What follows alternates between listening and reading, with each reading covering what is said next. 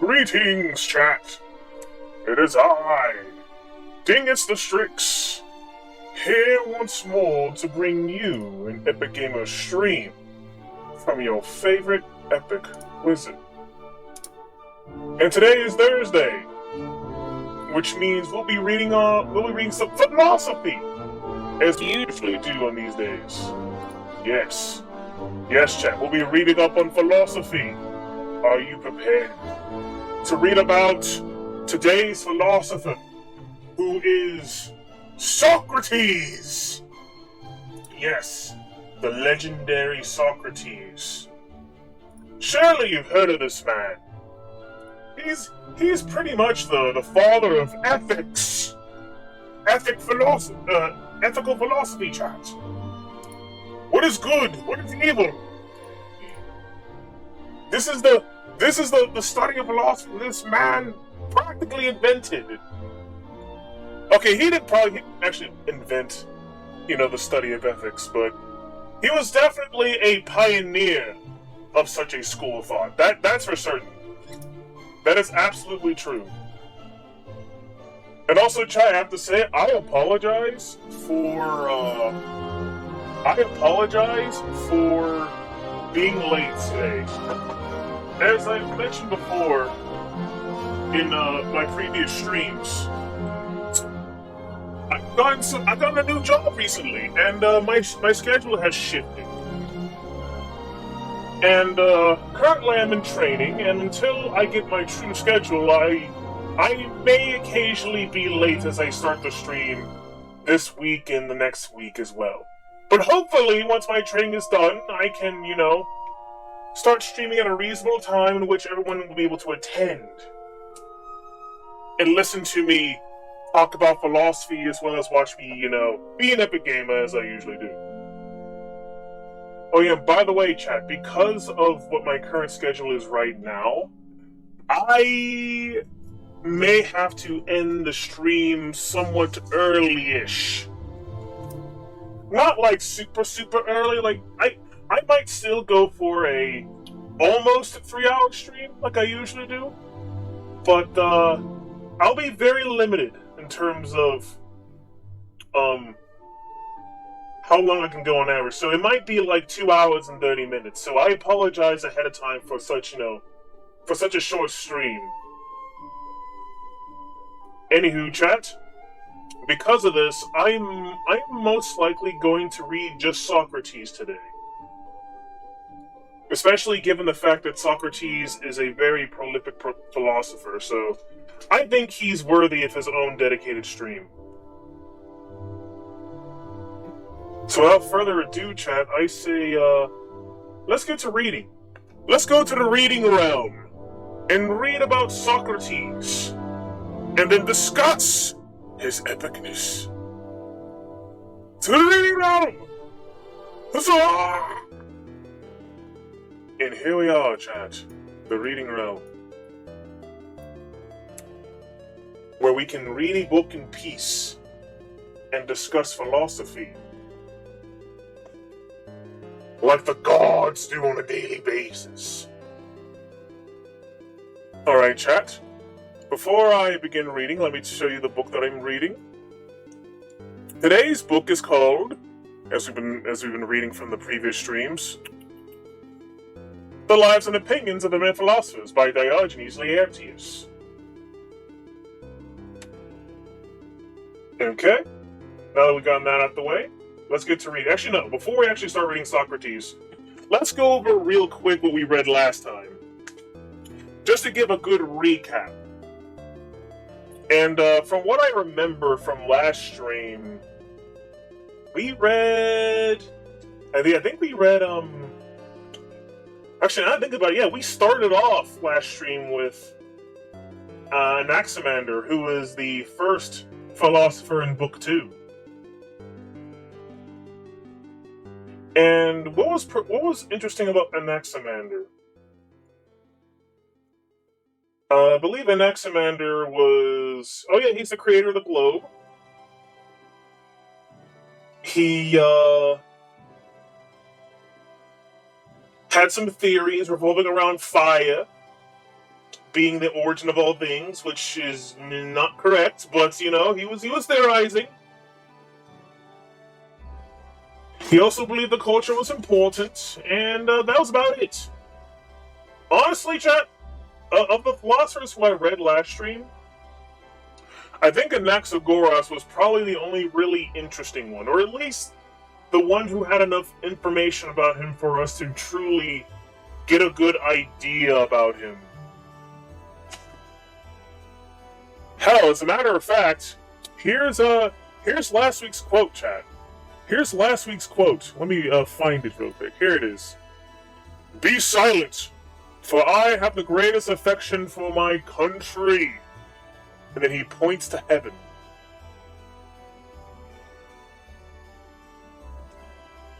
He was definitely another "I'm a man of the world" type of guy.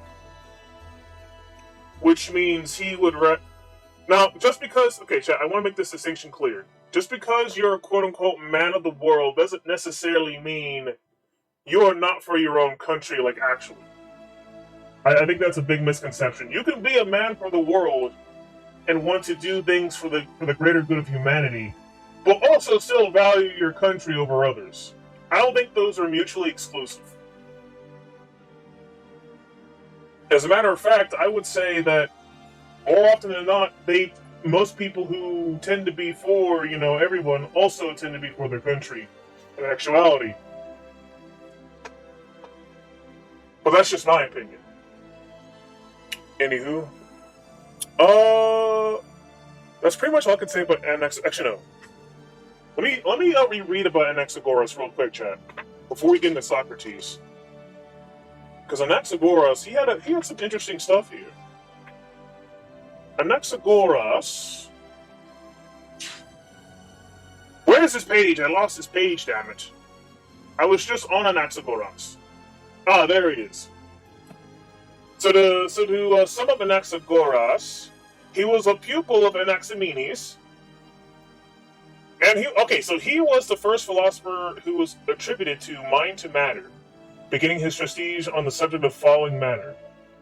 All things are mixed up together. Then mind came and arranged them all in distinct order. In other words, he's proclaiming that things just kind of existed, and it was an intelligent being that put them into place later on.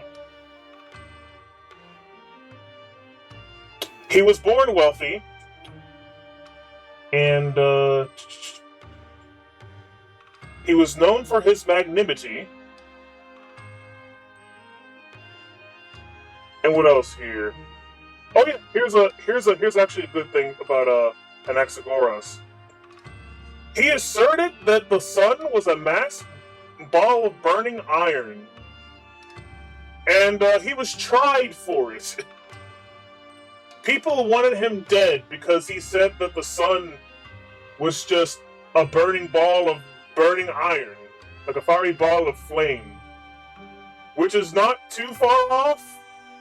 But yet people wanted him dead for it because, you know, at the time, they heavily believed in, you know, Apollo, and the sun was actually a god. And they didn't like that he asserted it was just a ball of burning iron, and they wanted him dead for it. Even though Anaxagoras was probably closer to the truth than they probably had realized. But of course, him being a philosopher and having his own ideas means he's going to be put up to scrutiny against his fellow peers who may not, you know, dabble in philosophy and just use the gods as a means to simplify, you know, their reality. That was just kind of life back in the day. Hell, it's kind of like life right now, except not as extreme. Not as extreme, I'll say. Okay, let's see here.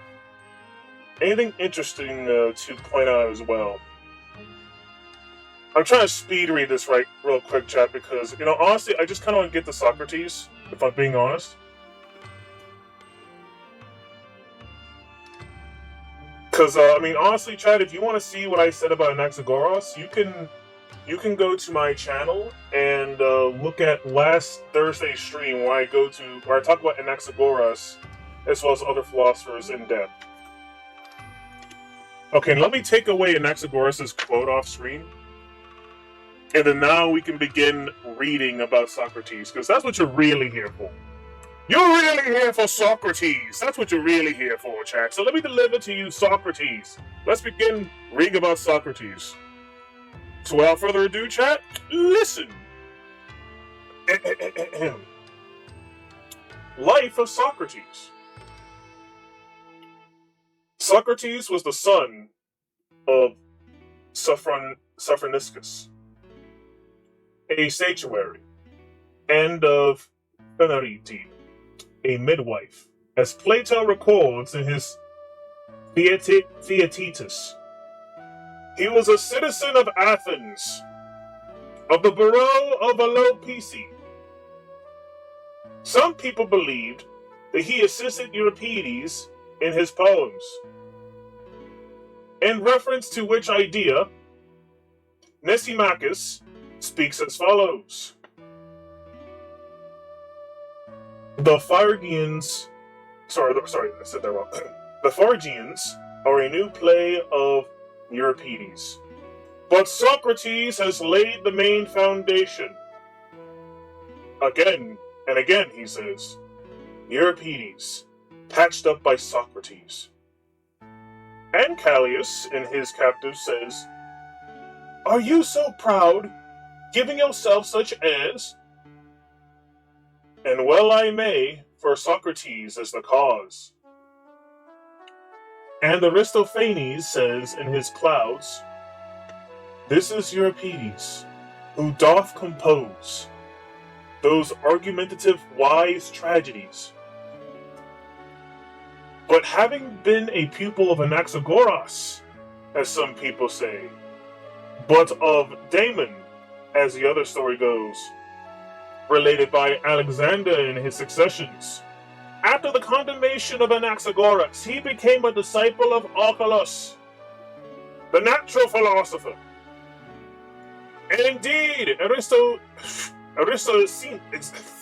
these Greek names, shall I swear, Aristoxenus says that he was very intimate with him.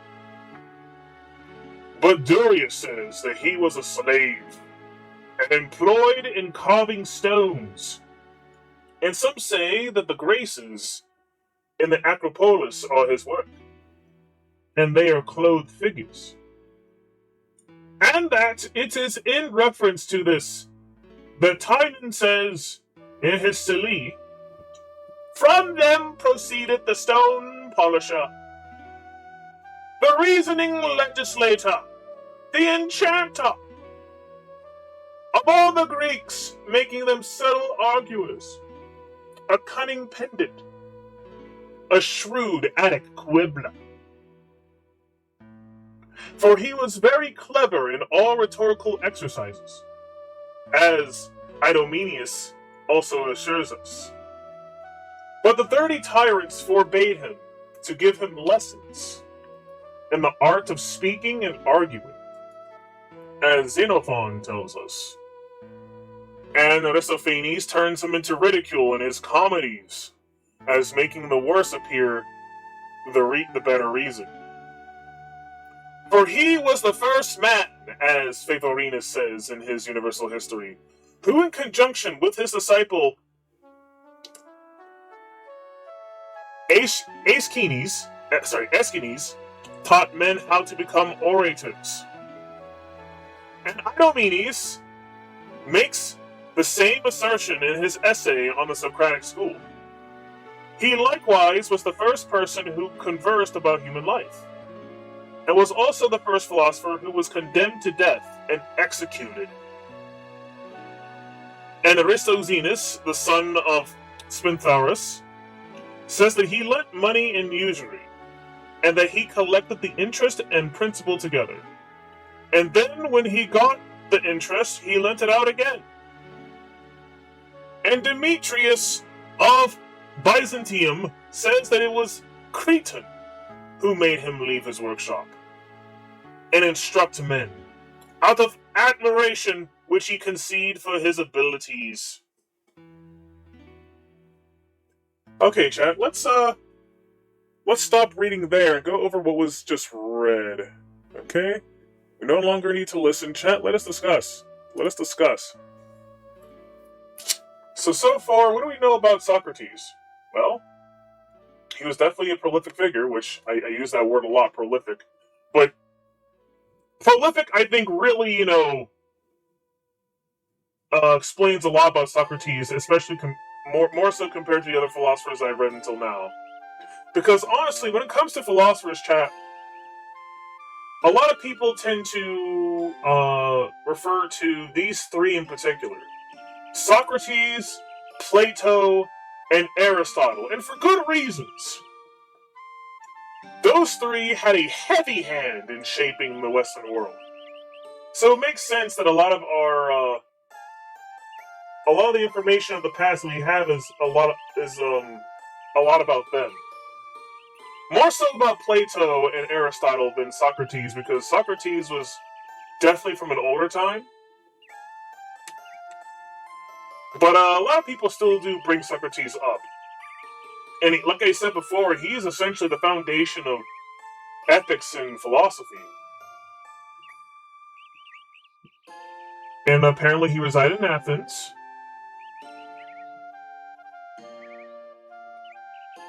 He may or may not have been a slave.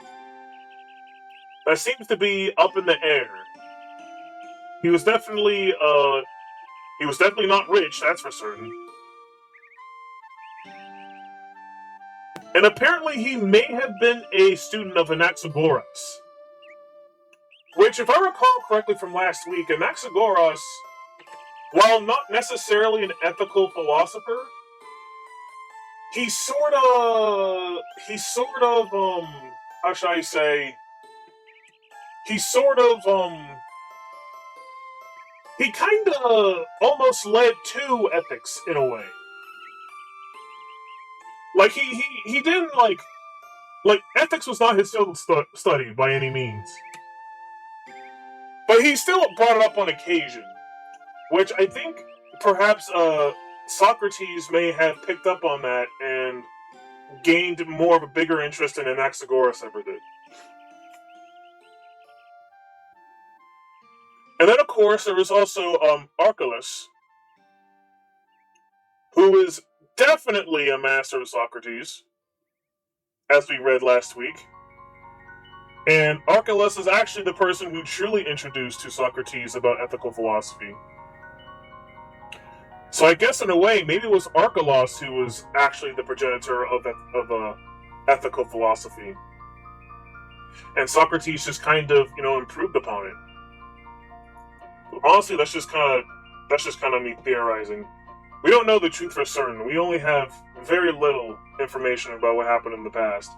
I mean, we know how the Greeks and the Romans lived, but we don't know the finer details, about the things that really went down. Anywho, what else about Socrates? Oh yeah, he was very clever in rhetorical exercises. Okay, yeah, he liked to practice with his mind. He was very good at speaking and arguing. So I guess you could say he was a natural-born debater. Oh yeah, that's right. Socrates was actually sentenced to death. Anaxagoras actually almost had the same fate, but luckily there was someone to speak up for Anaxagoras. Unfortunately, there was no one behind Socrates to speak up for him, and, Socrates met an unfortunate end.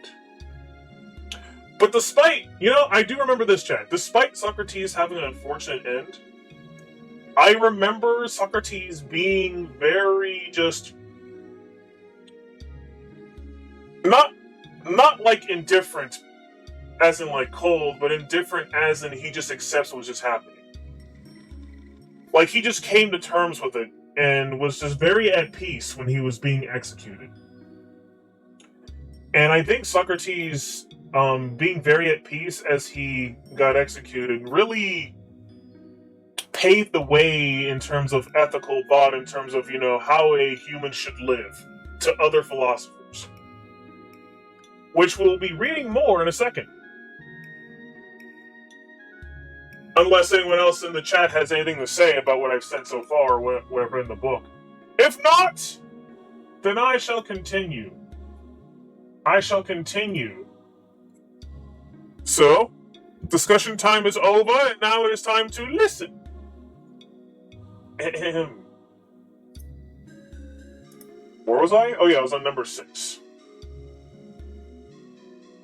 He then, perceiving the natural philosophy had no immediate bearing on our interests, began to enter upon moral speculations, both in his workshop and in the marketplace. And he said that the objects of his search were whatever good or harm can befall man in his own house. And very often, while arguing and discussing points that arose, he was treated with great violence and beaten, and pulled about, and laughed at, and ridiculed by the multitude. But he bore all this with great equanimity, so that once, when he had been kicked and buffeted about, and had borne it all patiently, and someone expressed his surprise, he said, "Suppose an ass had kicked me, would you have had me bring an action against him?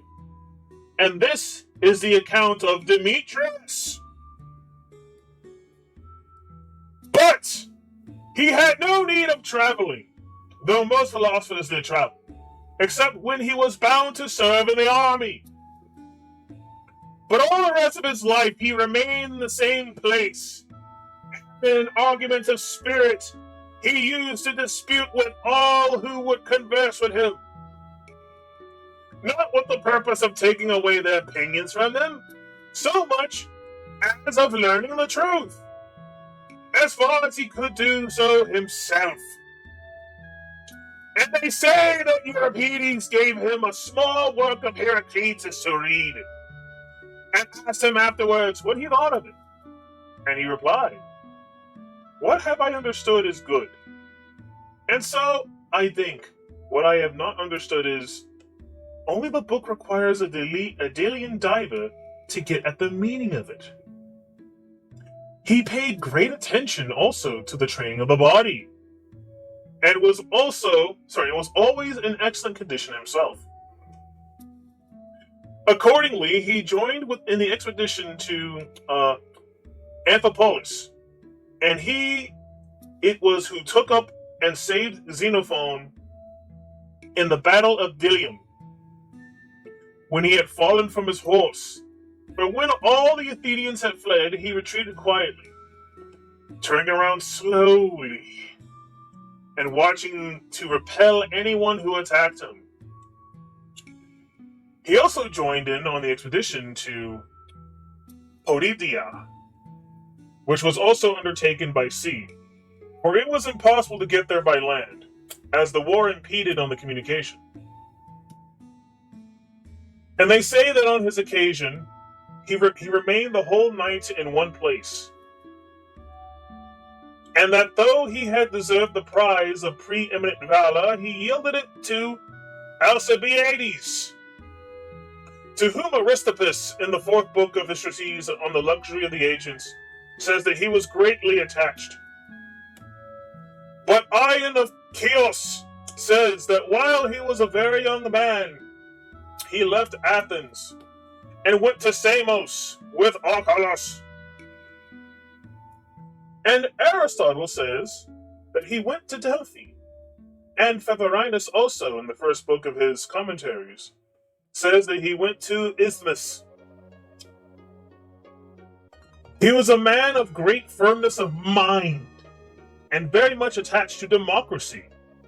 It was plain from his not submitting to Critias. When he ordered him to bring Leon of Salamis, a very rich man, before the 30, for the purpose of being murdered, and he alone voted for the acquittal of the 10 generals. And when it was in his power to escape out of prison, he would not do it. And he reproved those who bewailed his fate, And even while in prison, he delivered those beautiful discourses which we still possess. He was a contented and venerable man.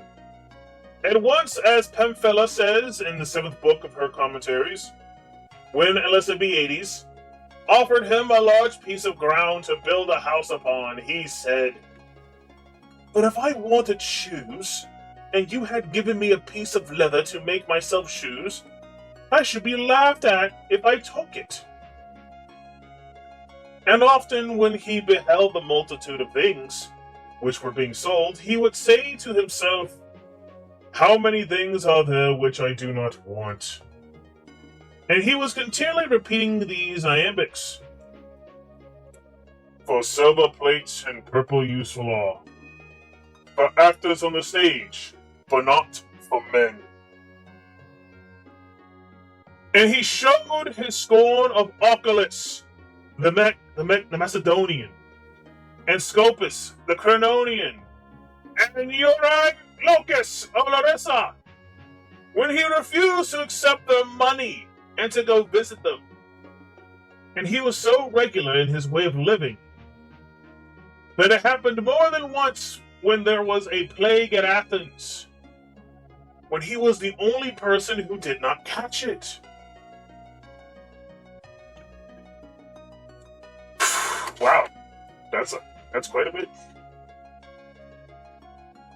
Chat, before I read on to the 10th section here, let's discuss that real quick, because that was a lot. That was kind of juicy, chat.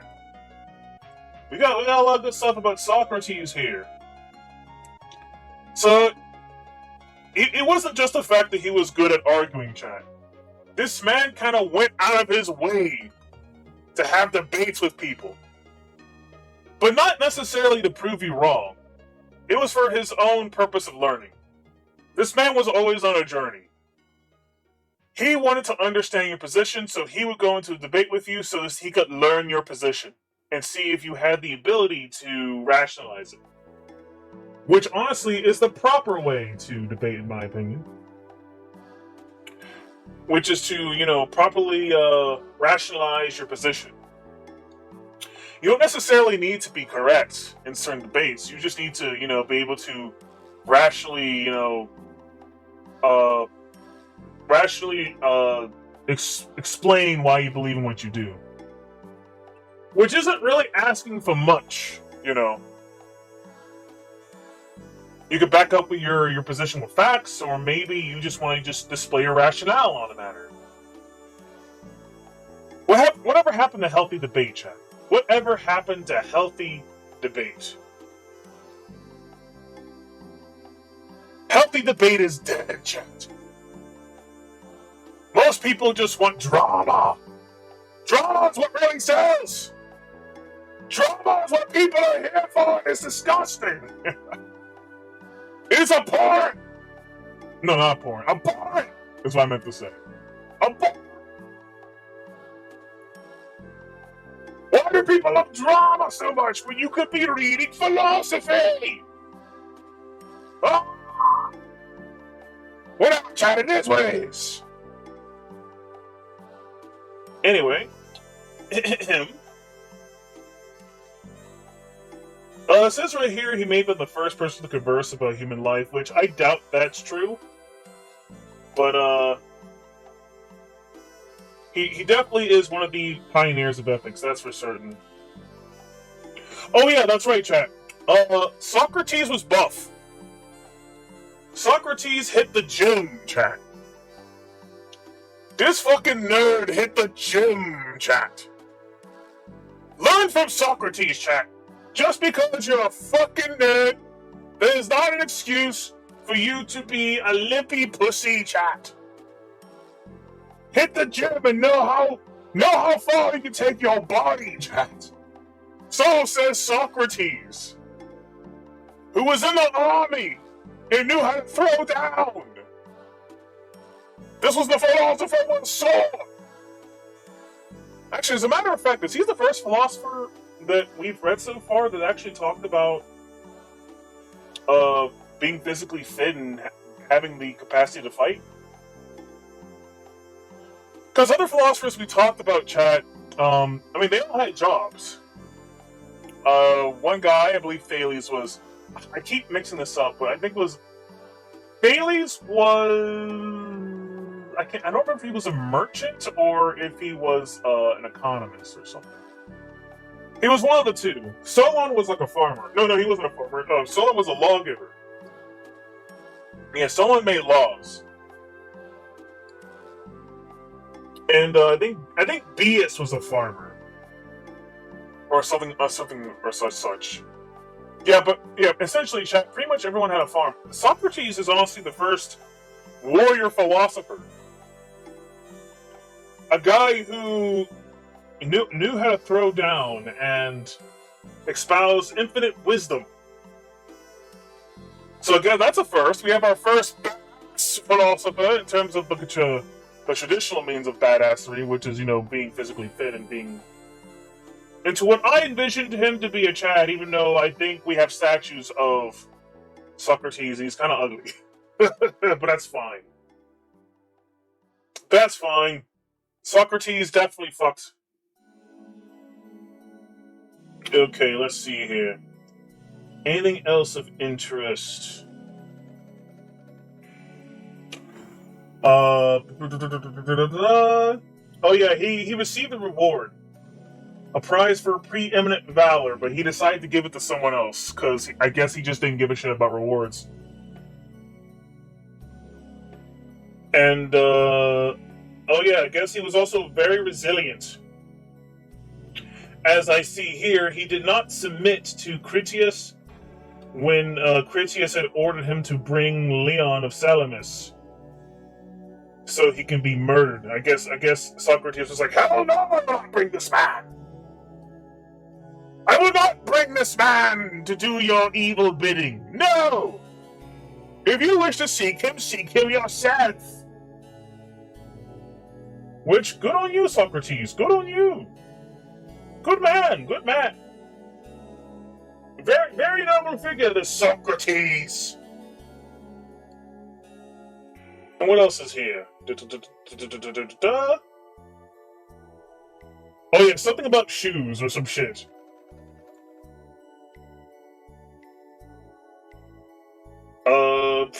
He said he would look stupid if he fucking took a piece of leather if he wanted shoes or some shit.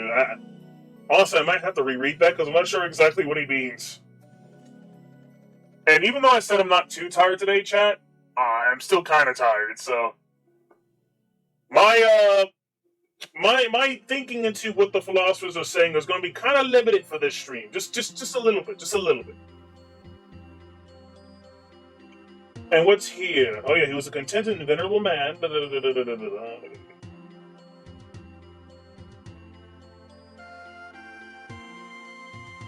Oh yeah, he also just kind of refused money to go visit people. I don't necessarily know the finer details as to why Socrates was just like, I'm not going to visit you. I'm sure there's more to this story, but knowing Socrates, it was probably it was probably a bribe for something, and maybe Socrates just, on a moral level, didn't approve, or maybe an ethic level, mind you.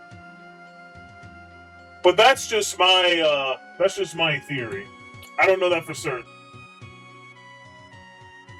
Anyway, chat, that's all I can really say for now, given what I've read. Let's continue, unless you have something to say in response. If not, then it is time to end the discussion and listen. Aristotle said that he had two wives. The first was Xanthippe,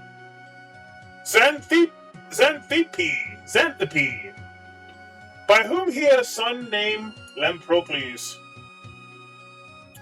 The second was Myrtle, the daughter of Aristides, the just, and he took her without any dowry, and by her he had two sons, Sophroniscus and Menexenus. But some say that Myrtle was his first wife, and some among whom are Socrates and Hieronymus, goddamn, Hieronymus of Rhodes, says that he had them both at the same time. For they say that the Athenians, on the account of the scarcity of men, passed a vote, with the view of increasing the population, that a man might marry one citizen, and might also have children by another who should be legitimate, on which account Socrates did so. And he was a man, able to look down upon any who mocked him. He prided himself upon the simplicity of his way of life, and never exacted any pay from his pupils. And he used to say that the man who ate with the greatest appetite had the least need of delicacies, and that he who drank with the greatest appetite was the least inclined to look for a drought, which is not at hand. And those who want fewest things are nearest to the gods. And thus, much indeed, one may learn from the comic poets, who, without perceiving it, praise him in the very matters for which they ridicule him. Aristophanes speaks thus: prudent man, who thus with justice long for mighty wisdom,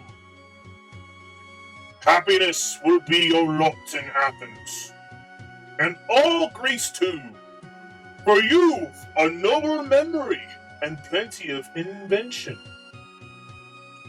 And patience dwells within your mind, and you are never tired. Whether you're standing still or walking, and you care not for cold, nor do you long for breakfast time, nor are given to hunger. But wine and gluttony you shun, and all such kinds of follies. And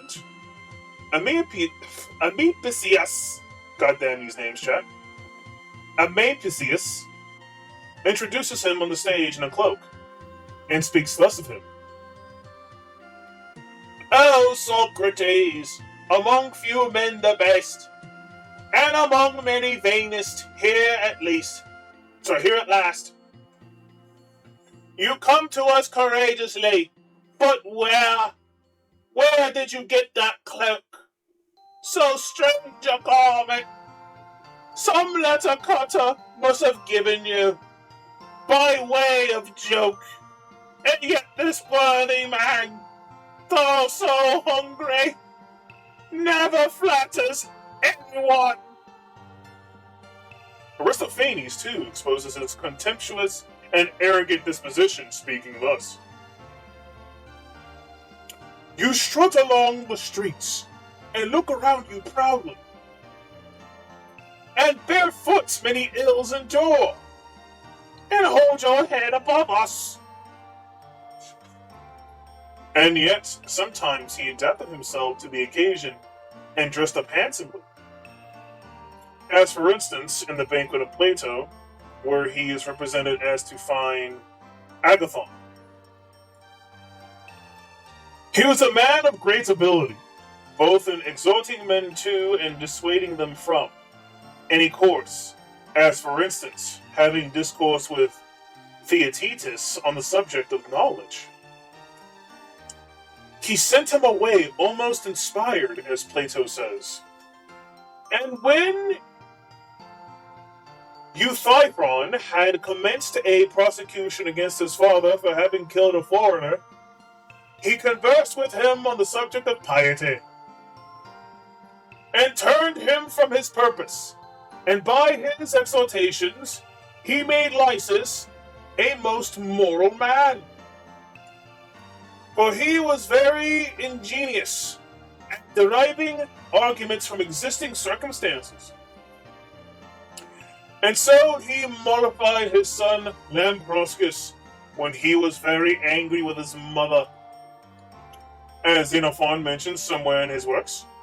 And he wrought upon Glaucon, the brother of Plato, who was desirous to meddle with the affairs of the state, and induced him to abandon his purpose because of this want of experience in such matters as Xenophon relates. And on the contrary, he persuaded Charmides, or is it Charmides or Charmides, to devote himself to politics, because he was a man very well calculated for such business. He also inspired Iphicrates, the general, with courage, by showing him the gamecocks of Midias, the barber, plumbing themselves against those of Callias. And Glauconides said that the state ought to keep him carefully, as if he were a pheasant or a peacock. He used to also say that it was a strange thing that everyone could easily tell what property he had, but was not able to name all his friends or even tell their number. So careless were men on the subject. Once when he saw Euclid exceedingly anxious about some dialectic arguments, he said to him, "Oh, Euclid, you will acquire a power of managing the sophists, but not of governing men." For he thought that subtle hair-splitting on these subjects was quite useless, as Plato also records in the Euthydemus. And when Charmides offered him some slaves with a view of his making a profit of them, he would not have them. And as some people say, he paid no regard to the beauty of Elizabethes. He used to praise leisure as the most valuable of possessions, as Xenophon tells us in his banquet. And it was a saying of his that there was only one good, namely knowledge, and only one evil, namely ignorance. That riches and high birth had nothing estimable in them, but that, on the contrary, they were wholly evil. Accordingly, when someone told him that the mother of Antisthenes was a Thracian woman, "Did you suppose," said he, "that so noble a man must be born of two Athenians?" And when Phaedo was reduced to the state of slavery, he'd ordered Crito to ransom him and taught him and made him a philosopher. And moreover, he used to learn to play on the lyre when he had time, saying that it was not absurd to learn anything that one did not know. And further, he used frequently to dance, thinking such an exercise good for the health of the body, and Xenophon relates in his banquet. He used also to say that the daemon foretold the future. The demon foretold the future to him, and that to begin well was not a trifling thing, but yet not far from a trifling thing, and that he knew nothing except for the fact of his ignorance. Another saying of his was that those who bought things out of season at an extravagant price expected never to live till the proper season for them. Once when he was asked what was a virtue of a young man, he said, to avoid excess in everything. And he used to say that it was necessary to learn geometry only so far as it might enable a man to measure land for the purposes of buying and selling. And when Euripides in his Og had spoken thus of virtue, 'tis best to leave subjects undisturbed. He rose up and left the theater, saying that it was an absurdity to think it right to seek for a slave if one could not find him, but to let virtue be altogether disregarded. The question was once put to him by a man whether he would advise him to marry or not. He replied, "Whichever you do, you will repent it." He often said that he wondered at those who made stone statues. When he saw how careful they were that the stone might be like a man it was intended to represent, but how careless they were of themselves as to guarding against a being like the stone. He used also to recommend young men to be constantly looking in the glass, in order that if they were handsome, they might be worthy of their beauty, and if they were ugly, they might conceal their unsightly appearance by their accomplishments. He once invited some rich men to dinner, and when Xanathippe was ashamed of their insufficient appointments, he said, "Be of good cheer, for if our guests are sensible men, they will bear with us. And if they are not, we need not care about them." He used to say that other men lived to eat, but that he ate to live. Another saying of his was that to have a regard for the worthless multitude was like the case of a man who refused to take one piece of money of 4 drachmas as it were bad, and then took a heap of such coins and admitted them to be good. When Aeschines said, "I am a poor man, I have nothing else, but I give you myself." "Do you not," he replied, "perceive that you are giving me what is of the greatest value?" He said to someone who was expressing indignation at being overlooked when the 30 had seized him on the supreme power, "Do you then repent of not being a tyrant too?" A man said to him, "The Athenians have condemned you to death." "And nature," he replied, "has condemned them." But some attribute this answer to Anaxagoras. When his wife said to him, "You die undeservedly," "Would you then," he rejoined, "have me deserve death?" He thought once that someone appeared to him in a dream and said, "On the 3rd day, you'll come to the lovely Phthia." Oh, I'm sorry, I read that wrong. Phthia. There we go, Phthia. And so he said to Aeschines, "In 3 days I shall die." And when he was about to drink the hemlock, Apollodorus presented him with a handsome robe, that he might inspire in it. And he said, "Why was my own dress good enough to live in, and not good enough to die in?"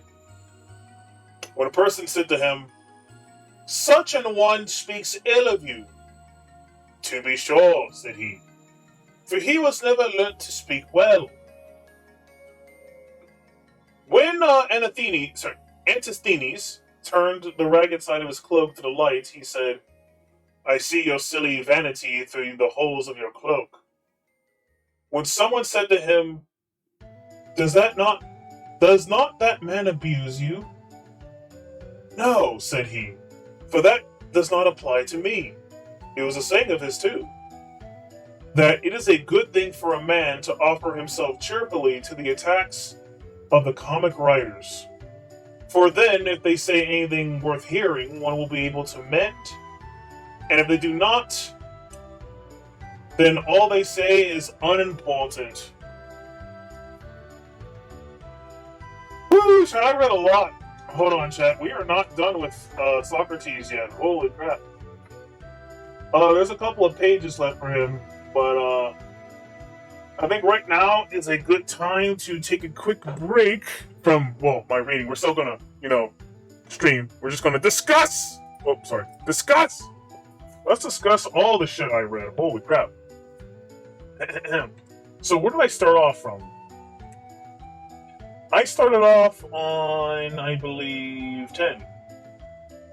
So to begin with, he had two wives over the course of his life.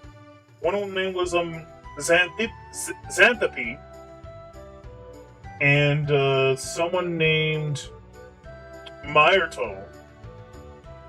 And apparently he had some kids. One whose name was, what was it? Lamprocles, and... Oh, and possibly Myrto.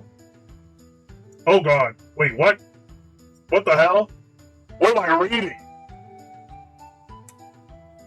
Oh, okay. So it was up for debate on whether or not Myrto was either... So not Myrto. Myrto. Or Myrto. We'll call her Myrto. Myrto may have been his daughter or his wife. It was one of the two. I highly doubt it was both, but you never know, Chad. You don't know what the fuck happened back in those days. I'm not saying Socrates had a daughter wife, but if he did, then who would really know? You know, who would really know? I mean, all we know for a fact is that Lamprocles was his son. That seems to be the only universally agreed upon thing in this book I see. Whereas Myrto may or may not have been his daughter or wife. Or daughter-wife. And if he did have Myrto as a wife and had kids with her, then their children would have been... Oh wait, never mind. So it would have been Lamprocles. Okay, then. Moving on from that awkward tidbit of information. Oh yeah, apparently this man just strutted. This fucking guy, as he's like walking through Athens, like he owns the place. Like, I'm above you all. Okay, it wasn't really like that. It was more so like, I am above those who look down upon me. You think you're looking down upon me, but I'm actually looking down upon you! For I am truly wise! I am Socrates! And apparently a lot of people did not like that. A lot of people would ridicule him. A lot of people would just talk shit about Socrates. Which, to be fair, given what we read before, this man likes to get into random debates with people, so... So maybe the ridicule was kind of warranted. Or who knows, maybe he was right about the things that he was debating about. After all, the other philosophers seem to look at him and think, oh wow, Socrates, you are just a really intelligent man. You inspire me to get into philosophy. I mean, he is the teacher of Plato. And while Plato is... I don't think Plato's dumb. Plato is actually very intelligent, but I don't know how much you know about Plato, chat, but Plato is obsessed with forms, and it's really weird, like really weird, you know, like I don't know how Plato came up with the form theory, but pretty much everyone told him to chill the fuck out when it came to forms. So yeah, I don't think Plato is necessarily a reflection of Socrates. I think Plato is just kind of his own mess. But we'll get to Plato eventually. We'll get to Plato eventually. Let's maintain our focus on Socrates. Let's see here. He's got some poems written about him from Aristophanes, Amphictyus. I said that name really wrong. Aristophanes. Plato seems to praise him a lot. I mean, hell, he's written books about him. Because I think Socrates was another one of those philosophers who didn't write shit. Which you would be, chat. You would be surprised to know that a lot of the most famous philosophers of old that we like to talk about a lot didn't write jack shit. They didn't write anything. The only reason why we know so much about them is because other people wrote about these guys. Whether they were students or if like they were like rival philosophers or something.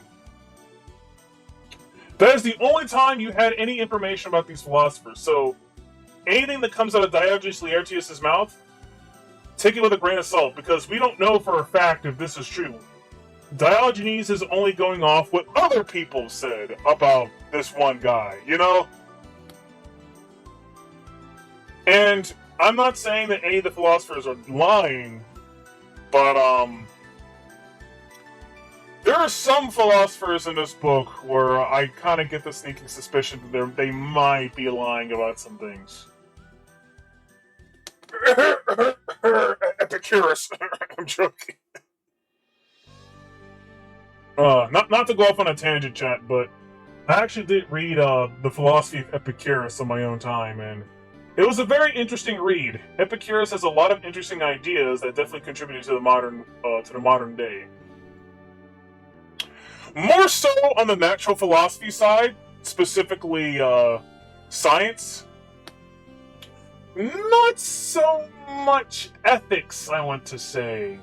There's some ideas of ethics that came from Epicurus that were kind of okay, but there's some other shit he believed in. I was just like, what the hell? Huh? Ugh. But like I said, that we can talk about Epicurus some other time. Let's stick to Socrates. Okay, where am I? Oh yeah, and circumstances, he also mollified his son when he was very angry with his mother. Hold on, Chad. There was a good quote I saw in here. We definitely gotta get a Socrates quote, Chad. I mean, it's Socrates. We can't have a stream without getting a quote from Socrates. And I know for a fact I saw one. I read it out loud. I definitely read a good quote out loud. Actually, let me see if I can find it. Oh, yeah, there it is. That's a good quote. As a matter of fact, let me type that out for you, chat. Let me type out that quote, because it's actually a rather good one. Also, let me just make sure I'm not lost in terms of where I am in the book. I'm going to be on 17. Okay. So 17. Okay, let's get the quote up.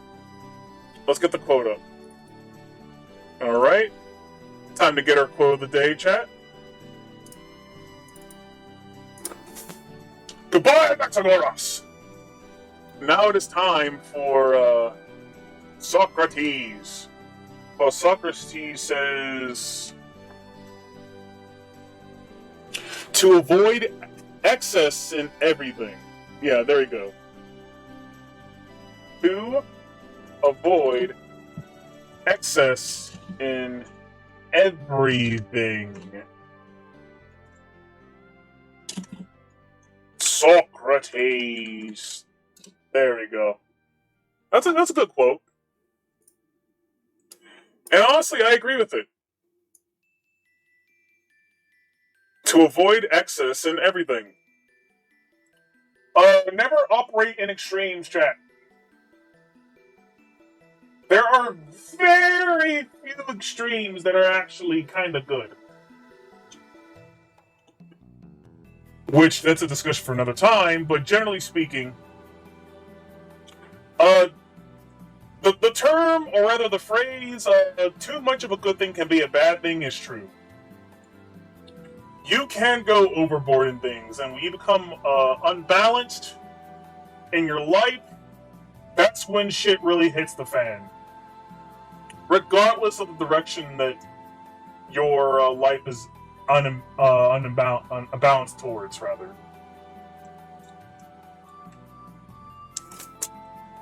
And Socrates is definitely a wise man to recognize this. Okay, let's see here. What time is it? Okay, it's like 8:17 right now, chat. We have approximately... I said 2 pages, but in reality, it's more like... What you know, it's I would say it's 2.5. Yeah, we got 2.5 pages left. So let's continue reading. Oh, hello there, Daimao. How are you? Sorry for the late hello. I didn't notice you there. I had it mostly on Rumble, and I constantly switch between Odyssey and Rumble to say hi to people. How are you doing today, my friend? Am I about to chant a spell? I'm always casting spells, Daimao. You know this. You Oni you. Anyways. Also, let me refresh my Odyssey stream just to make sure that you're not currently speaking right now and I'm missing it. Okay. But anyways, let me continue reading. Let's see here. No more discussion. It is time to listen.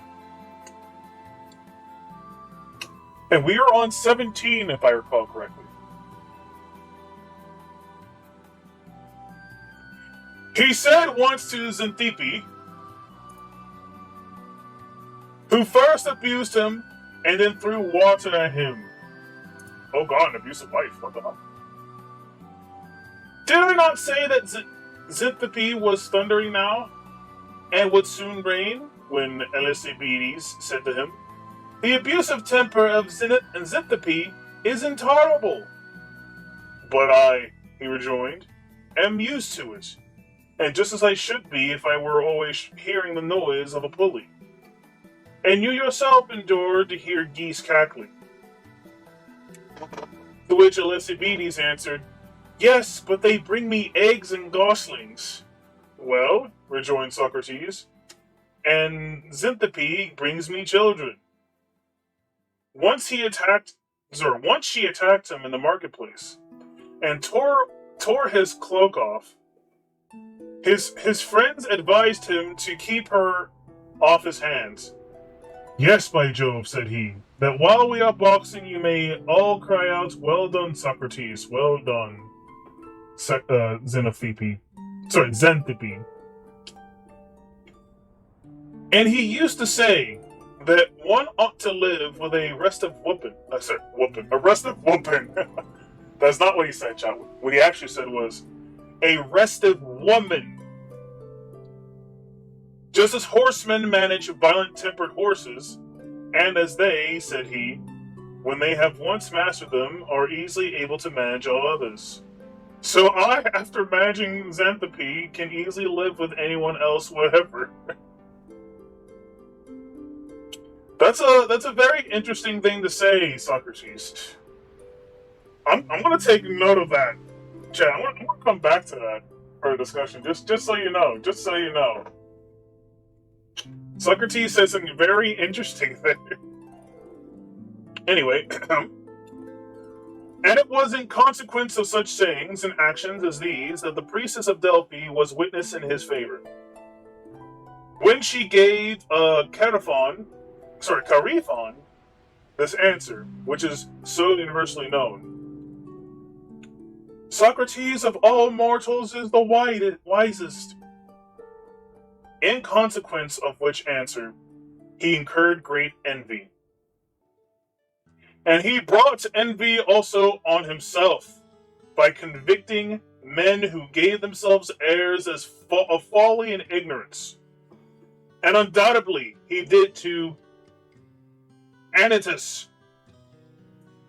And as is shown in Plato's Meno.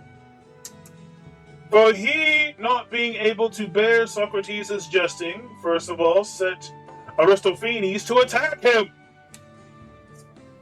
and then persuaded Meletus to institute a prosecution against him on the grounds of impiety. and of corrupting youth of the city. Accordingly, Meletus did institute the prosecution, and Polyeucus pronounced the sentence, and Favorinus records in his Universal History.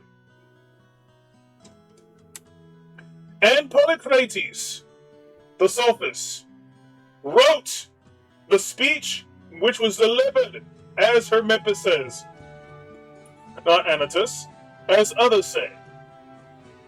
And Lycon, the demagogue, prepared everything necessary to support the impeachment. But Antisthenes, in his successions of the philosophers, and Plato in his apology say that these men brought the accusation. Anytus and Lycon and Meletus. Anytus acting against him on the behalf of the magistrates, and because of his political principles, of whom Socrates used to pull to pieces. But Favorinus, in the first book of the commentary, says that the speech of Polycrates against Socrates is not the genuine one. For in it mention made of the walls having been restored by Conon, which took place 6 years after the death of Socrates. And certainly this is true. By the sworn informations on which the trial proceeded were drawn up in this fashion, for they were preserved to this day, says Favorinus in the temple of Cybele. Meletus, the son of Meletus, of Pithos, impeaches Socrates, the son of Sophroniscus, of Alopecia. Socrates is guilty, inasmuch as he does not believe in the gods, whom the city worships, but introduces other strange deities. He is also guilty, inasmuch as he corrupts the young man, and the punishment he has incurred is death. But the philosopher, after Lysias had prepared a defense for him, read it through and said, "It is a very fine speech, Lysias, but it's not suitable for me, for it was manifestly the speech of a lawyer, rather than of a philosopher." And when Lysias replied, "How is it possible that if it is a good speech, it should not be suitable to you?" he said, "Just as fine clothes and handsome shoes would not be suitable to me." And when the trial was proceeding, Justus of Tiberias, in his garland, says that Plato ascended the tribune and said, "I, men of Athens, being the youngest of all those who have mounted the tribune," and then he was interrupted by the judges, who cried out something in Greek. It's not translated. That is to say, "Come down." Oh, there's the translation. So when he had been condemned by 281 votes, being 6 more than were given in his favor, and when the judges were making an estimate of what punishment or fine should be inflicted on him, he said that he ought to be fined 520 drachmas. But Eubulides says that he admitted that he deserved a fine of 100. And when the judges raised an outcry at this proposition, he said, "My real opinion, that as a return for what has been done by me, I deserve a maintenance in the Prytaneum for the rest of my life." So they condemned him to death by 80 votes more than they had originally found him guilty. And he was put into prison.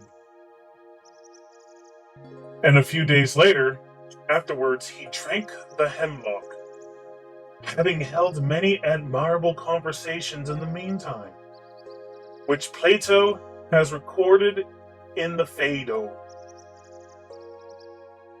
He also, according to some accounts, composed a paean which begins, Hail Apollo, King of Delos. Hail Diana, Leto's child. But goddamn these names. Dionysiodorus, there we go. Dionysiodorus says that this paean is not his. He also composed a fable in the style of Aesop, not very artistically, and it begins, Aesop, one day did this sage counsel give to the Corinthian magistrates, not to trust the cause of virtue to the people's judgment. So he died, but the Athenians immediately repented of their action, so that they closed all the palaestrae and gymnasia, and they banished his accusers, and condemned Miletus to death. But they honored Socrates with a brazen statue, which they erected in the place where the sacred vessels are kept, and it was the work of Lysippus. But Anytus had already left Athens, and the people of Heraclea banished him from the city the day of his arrival. But Socrates was not the only person who met with this treatment at the hands of the Athenians, but many other men received the same. For as Heraclides says, they fined Homer 50 drachmas as a madman. And they said that Tyrtaeus was out of his wits, but they honored Asidamus before Aeschylus with a brazen statue, and Euripides reproaches him for their conduct in his Palamedes, saying, Ye have slain, O Greeks, the wise, all-wise nightingale, the favorite of the muses, guiltless all. And enough has been said on this head. But Philoporus says that Euripides died before Socrates, and he was born as Apollodorus, and his chronicle asserts, in the archonship of Apsiphion, in the 4th year of the 77th Olympiad, on the 6th day of the month Thargelion, when the Athenians purified their city, and when the citizens of Delos say that Diana was born. And he died in the 1st year of the 95th Olympiad, being 70 years of age. And this is the calculation of Demetrius Phalereus. For some say that he was but 60 years old when he died. Oh, chat, we're on the last page. Both he and Euripides were pupils of Anaxagoras. And Euripides was born in the 1st year of the 75th Olympiad, in the archonship of Calades. But Socrates appears to me to have also discussed occasionally subjects of natural philosophy, since he very often disputes about prudence and foresight, as Xenophon tells us, although he at the same time asserts that all his conversations were about moral philosophy. And Plato, in his Apology, mentions the principle of Anaxagoras and other natural philosophers, which Socrates denies, and he in his reality expressing his own sentiments about them, though he attributes them all to Socrates. And Aristotle tells us that a certain one of the Magi, or the Magi, came from Syria to Athens, and blamed Socrates for many parts of his conduct, and also foretold that he would come to a violent death. And we ourselves have written this epigram on him. Drink now, O Socrates, in the realms of Jove. For truly did the god pronounce you wise, And he who said so is himself all wisdom. You drank the poison which your country gave, but they drank wisdom from your godlike voice. He had, as Aristotle tells us in the third book of his Poetics, a contest with a man of the name of Antiochus of Lemnos, and with Antipho, an interpreter of prodigies, as Pythagoras had with Cylon of Crotona, and Homer while alive with Socrates, and after his death with Xenophanes, the Colophonian, and Hesiod too in his lifetime with Cercops, and after his death with the same Xenophanes, and Pindar with Eponymenes of Cos and Thales Thales with Pherexides, and Bias with Salaris of Rhene, and Pittacus with Antimenius, and Alicus. Fuck up his name. Ansaeus, and Anaxagoras with Sosabius, and Simonides with Timocrion. Oh, these names! God damn! Of those who succeed him, and who are called the Socratic school, the chiefs were Plato, Xenophon, and Antisthenes. And of the 10, as they are called, the 4 most eminent were Aeschines, Phaedo, Euclides, and Aristippus. But we must first speak of Xenophon, and after him, Antisthenes, among the Cynics, then of the Socratic school, and so about Plato, since he is the chief of the 10 sects, and the founder of the first academy, and the regular series of them shall proceed in this manner. There is also another Socrates, a historian, who wrote a description of Argus, and another, a peripatetic philosopher, a native of Bithynia. Bithynia. I can't read today, chat. Holy crap. Bithynia, and another a writer of epigrams, and another a native of Cos, who wrote the invocations of the gods. Okay, we are now officially done with Socrates. That was quite a long one, which makes sense given he's Socrates. But yeah, let's discuss the very last portions of what I just read. Okay, so where do I begin? Where did I begin last time? I started with the domestic abuse. The domestic abuse that he did not commit, but his wife did. Yes, chat. Apparently, Socrates' wife, Xanthippe, used to beat him. And also just yell at him. She used to verbally abuse him as well as physically. Even in public sometimes. But apparently, Socrates didn't mind it that much. Or I guess from his point of view is, well, if I can handle a bitch like this, then I can pretty much handle any woman. It's essentially what he said. His exact quote was essentially, where was it? Hold on. What he said was kind of based. Hold on. What did he say? He said, where's the quote? Hold on. Where's the quote?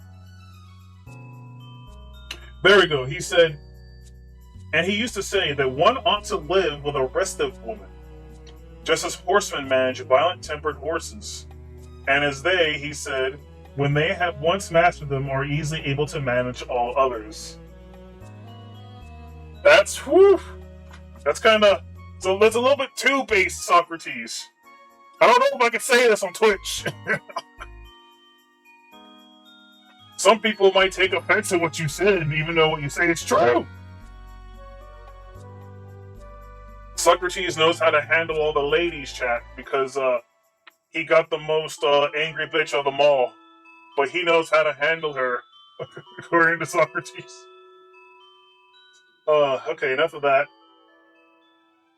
Apparently, the priestess of Delphi recognized him as the wisest of all men, or sorry, the wisest of all mortals. Which, chat, always know this, chat. A true wise man never calls himself a wise man. They might say they are wise, but they'll never say that they are a wise man. A wise man is a title given to you by other people. Always keep that in mind. While it might be... Okay, Socrates might be the one guy who might unironically call himself a wise man, because he's fucking Socrates. But generally speaking, your peers have to recognize you as, you know, a really intelligent person worthy of the title of wise man. So, the fact that, you know, Priestess and his peers recognize him as the wise man, it goes without saying that Socrates was a true wise man. He's not just a normal philosopher. He is a wise man. And what else is here? He incurred great envy into others, because why would he not? Dude was just kind of happy living his life. Oh yeah, and apparently he pissed off so many people that he got tried for, I guess, his different take on the gods, and someone named Meletus tried to get him prosecuted. Same with someone named Anytus. So Anytus and Meletus tried to get this man essentially persecuted and tried to death, and well, they succeeded. Poor Socrates, he got put to death. He was forced to drink poison. But, Socrates didn't seem all that upset by it, honestly. He actually seemed very in peace. He kind of just took the poison and was just like, well, this is just how I die. This is my fate. This is it. Drinks it, dies. That was it. He didn't die a whining bitch. He didn't go out like a bitch, chat. This fucking guy just drank the poison, like bombs up. This is my time. And that was it. And apparently him doing that inspired a lot of people, because a lot of people will always bring this up about Socrates' death. About how he just kind of just peacefully accepted his demise, but didn't bear any grudges against anyone, which is a very enlightened thing to do, in my opinion. To blame no one, to not show resentment at the world. That is a true wise man. That's someone who has reached the peak of ataraxia. Now, what is ataraxia, chat? Well, ataraxia is, I think, Greek for, like, tranquility or something. He was a purely tranquil man with no perturbance of mind, who accepted his death in the most manly way possible, and gobbled down the poison, and died as himself, as a real man, as a philosopher. And what else is here? Let's see here. Oh yeah, after people realized that was a fucking mistake to do, they killed Meletus, and Anytus went somewhere else, but Anytus was fucking exiled, so he can't really go anywhere, so I guess you could say justice was served in a way, but that's not what's important. What's important was the impact that Socrates had on later generations of philosophers. His biggest pupil being Plato, which I'm pretty sure everyone has heard of Plato. But we will not be reading Plato tonight. No, for the next person after Socrates is actually Xenophon. Xenophon is next in the order, and I believe after Xenophon it's Plato? Or is it someone else? Hold on, let me remember. Oh no, sorry, no. It's Xenophon, Aeschines, Aristippus. These are all pretty short, by the way. When does Plato start? I wonder when Plato starts, because Plato might also be his own stream, if I'm being perfectly honest. Oh, damn, Aristopus is long. Hold on for a second, chat. Hold on for a second. I want to look ahead and see how much I'll be reading for next week. Because next week is also going to be a kind of shorter stream as well. Plato begins. Oh my god. When do we get to Plato? God damn it. Oh yeah, fucking A. Plato's his own book. He starts on the. Ooh, okay, never mind, chat. There's going to be quite a number of philosophers to get through before we actually get to Plato. So, I'm going to have to say see you in 2 weeks in regards to Plato. But I guess before we read Plato, let's read about Xenophon next week and some of the other students of Socrates.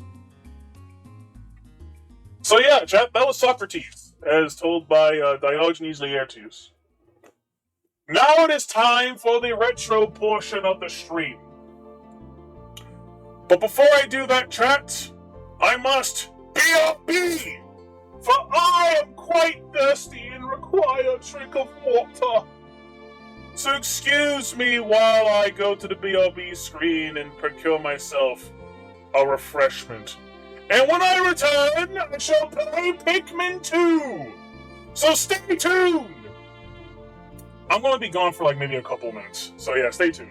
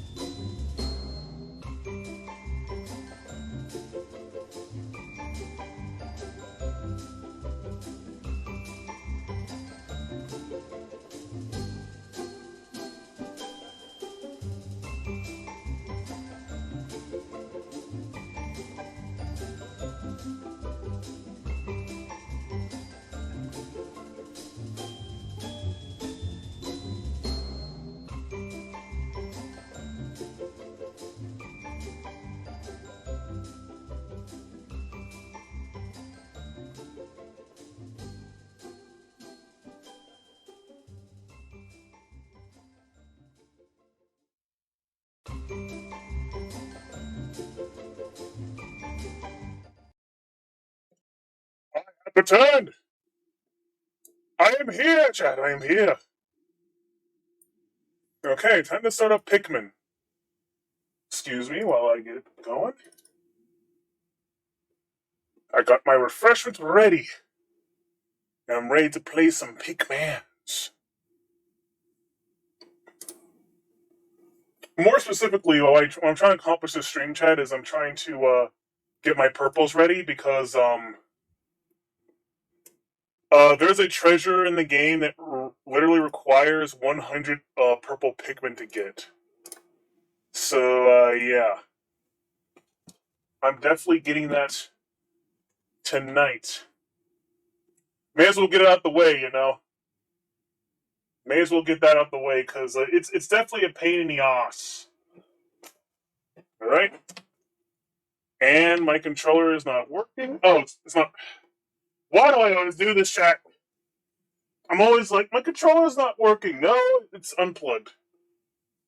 It's always unplugged, damn it. Why? I never unplug it intentionally. I don't unplug it intentionally, it just kind of happens. It just kind of happens, Chad, and it's annoying. By the way, Chad, is my voice crackling? That's an issue I've been trying to resolve, and I thought I fixed it, but I listened to one of my VODs, and it seemed like my voice crackle came back. At least when I'm playing a game. I notice this only happens when I'm playing a game. It does not happen when, It does not happen when, you know, during my reading streams. I think you hear my voice perfectly clear in my reading streams. But, in my, actual gaming streams, whether I'm, you know, playing on my, totally legitimate hardware of emulated games, or if I'm on Steam, my voice starts to crack a little bit. I really hope that's not the case anymore, but... Because if so, there's a lot of tinkering I need to do. Which I barely have time anymore to try and fix. But I will find time, damn it! Anyway, chat, to the Valley of Repose! For day 19 shall be a day of, retrieving, purple Pikmins.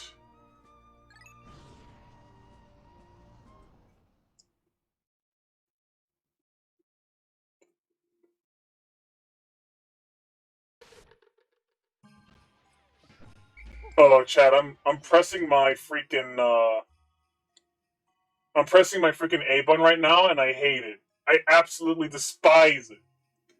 Oh my god, I hate touching this thing.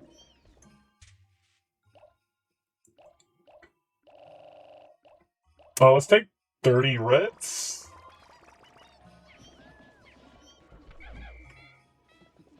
I actually don't know if I need this many Pikmin.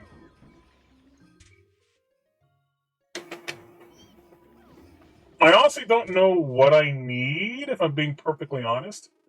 I honestly probably don't even need this many Pikmin in generally speaking. You know what? Actually, no.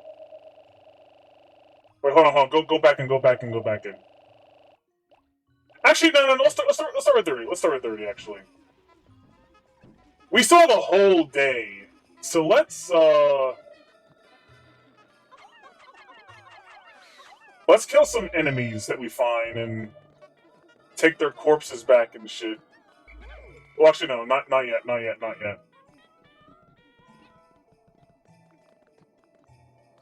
Come on, little guys. I highly doubt that I'll need, any other color. I think reds are fine right now, because I think reds are still, like... Yeah, reds are still, like, the majority of Pikmin that I have. Are the cannon beetles back? That's the real question. I don't think the cannon beetles are back. Which is good.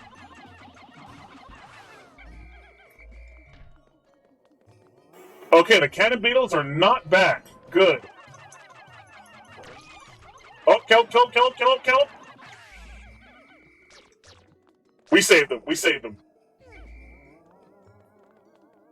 I love the detail of, like, you being able to save your Pikmin if you kill an enemy fast enough that they're being attacked.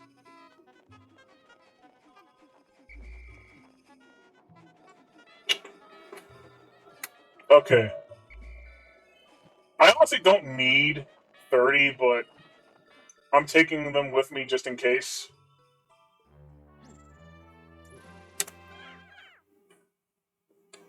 You know, in retrospect, it probably is a bad idea to bring 30.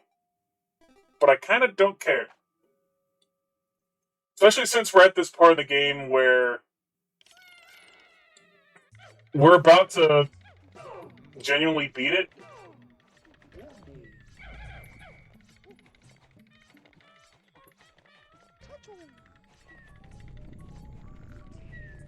Okay, where's the exit? Where's the exit? Where's the exit? Where's the exit? Where's the exit? There it is. Yeah, we're not playing around, chat. We're just going for we're just going for those flower buds.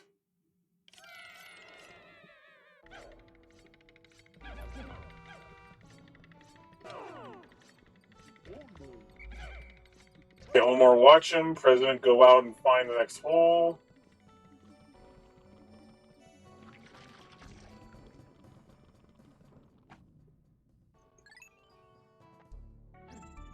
Keep going. I don't know how many purple Pikmin at a time I can make.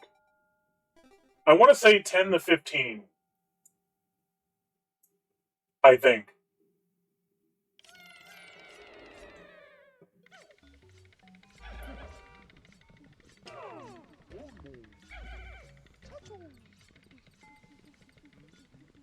Oh god. Okay. Let's be very careful about this.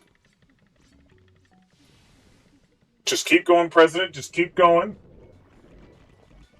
We don't care about these guys.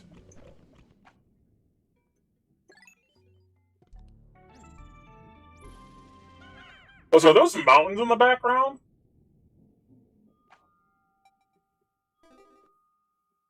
I swear, the caves in Pikmin 2 are weird, chat.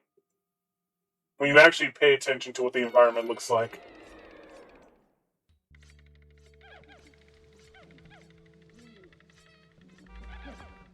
Oh, wait, hold on. White flowers? Hold on, white flowers? Did I get the wrong cave?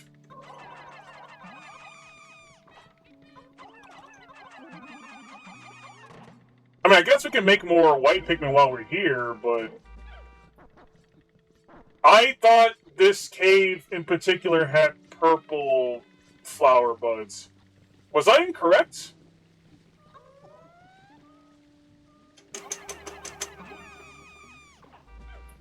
Was I incorrect about which cave to go into for purples? I swore it was this one.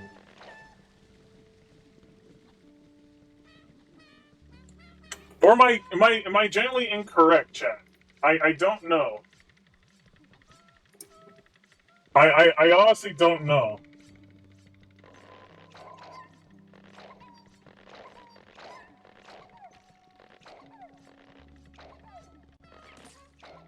Oh god. Hold on, chat. Hold on. Hold on for a second. Let me pause the game. Something weird happened. Where the game is not showing properly on my screen. You can probably see it correctly on the stream, but it's showing me something different. I don't know how to fix this. This is such a weird phenomenon. It's never occurred before. You know, here's what I'm gonna do.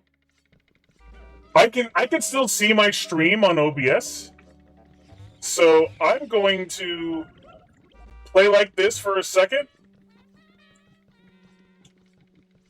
I'm going to go to the next cave entrance. Or rather, delve deeper into the cave.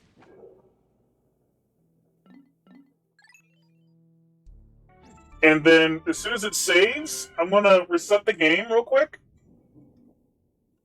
So that I can,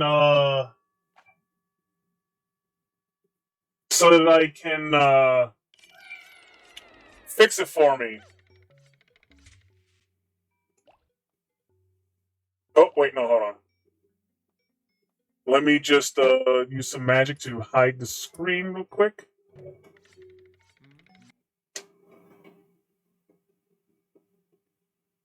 Okay. That was so weird.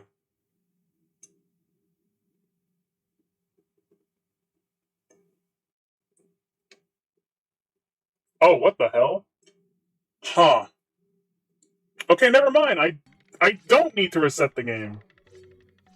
I figured out the issue a different way.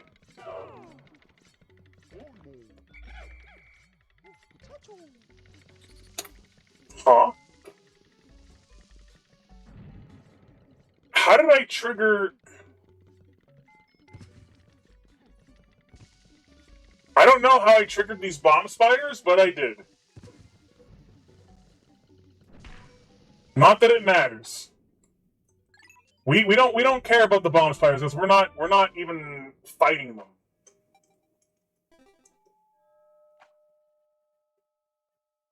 Oh yeah, there was something I wanted to say earlier. Oh yeah, chat. At some point, I will be buying myself a new controller because holy shit. I am getting sick and tired of my controller's A button. It feels so unnatural to touch. Some new gamer equipment's in order, chat.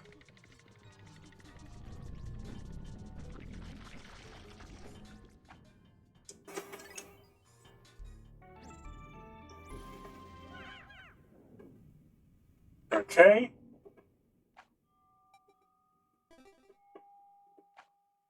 This has to be the floor of Purple Pikmin. It has to be.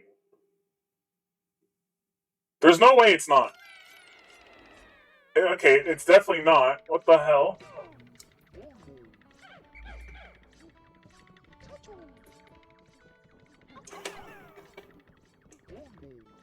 Okay, one more. Watch your Pikmin.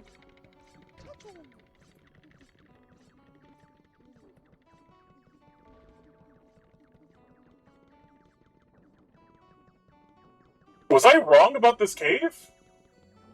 Chat, I could have swore this cave had purple flowers.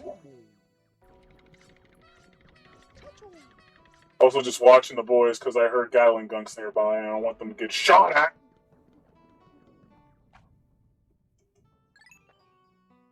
But yeah, I will be buying myself some new controllers because I need to be able to comfortably press the A button again and it not feel like a stuck mess. Sublevel 8. Okay, this is the cave. Chat, this is in fact the cave. Okay, okay, okay. Chat, this is in fact the cave.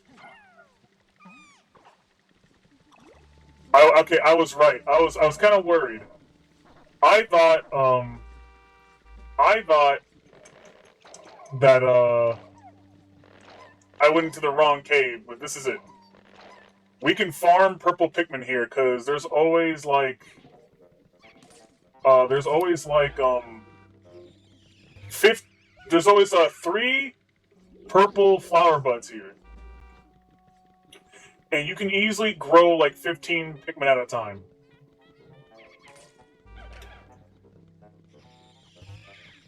And in retrospect, I didn't need to bring this many Pikmin with me. But I did anyway.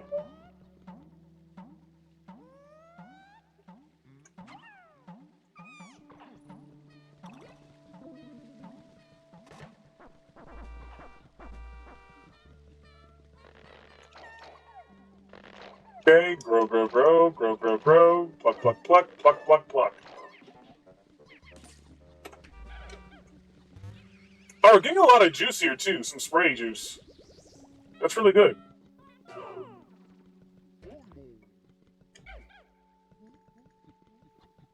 Okay, you reds are going to become purples.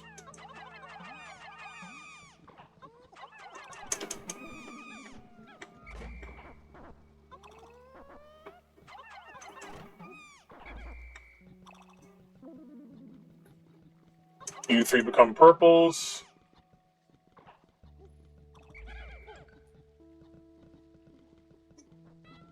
How many of which do I have? I'll get rid of some blues. Or I guess a blue and a yellow. Okay, why not? Why not, you know?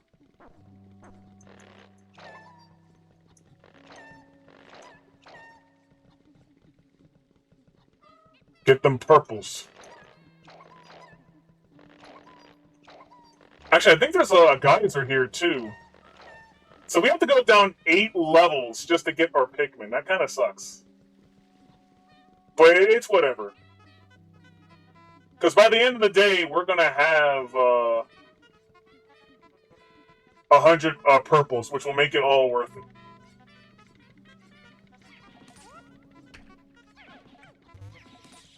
Purple flowers, nonetheless.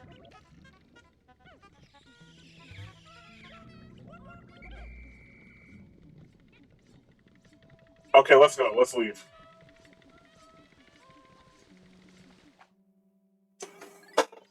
All our reds are gone, chat.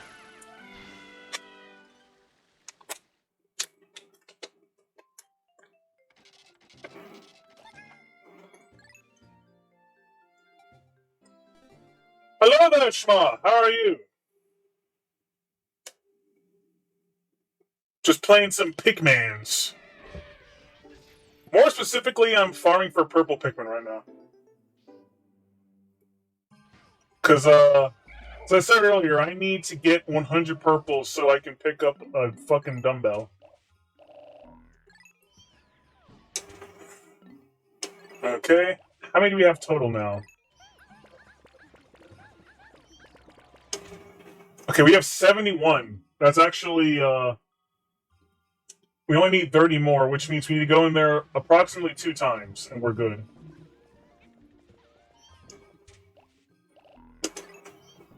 But nice seeing you here, Shma.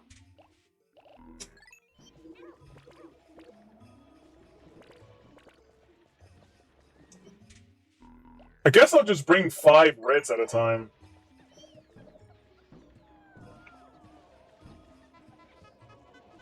Also, why are they leaves? They didn't need to be leaves. You could have gave me flowers, game, but you gave me leaves.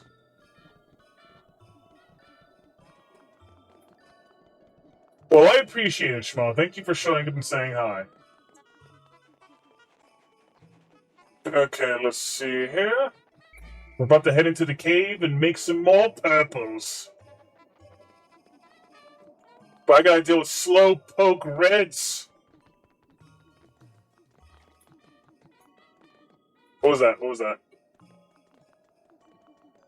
I thought I heard a cannon beetle, but I'm like, that's impossible. They didn't spawn today. Hurry up!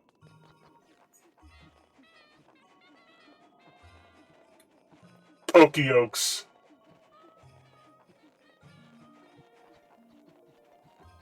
Are you saying that because the reds have, like, pointy noses?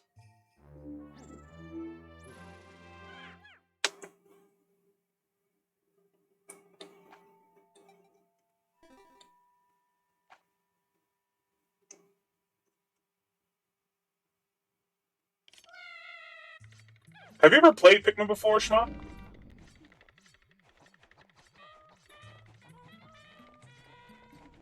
Because Pikmin is a very fun, this game counts as an RTS. It's a real-time strategy game. Some people would say this is like baby's first real-time strategy game, and yeah, I agree. It's very simple enough to understand, like, the mechanics of it and how to, like, strategize and plan out your day and whatnot. Though I think Pikmin 2 is more about it being more of a traditional collectathon. Oh, you never played Pikmin before, but they look cute? Oh yeah, Pikmin are cute. Though it is kind of sad that they live in a very dangerous world where pretty much every creature in the world tries to kill them. Because Pikmin are the bottom of the food chain.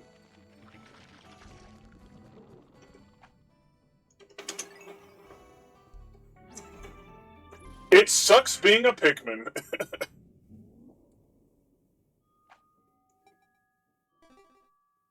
Which, funny enough, Shma, in Pikmin 1, Pikmin were so much at the bottom of the food chain that they were kind of going extinct when Olimar found them. Olimar, this is the main character, Olimar. This little red guy here. He crash lands in the first game, and, like, he just discovers, like, this weird onion thing. And because okay, when he discovers the onion thing, a seed pops out.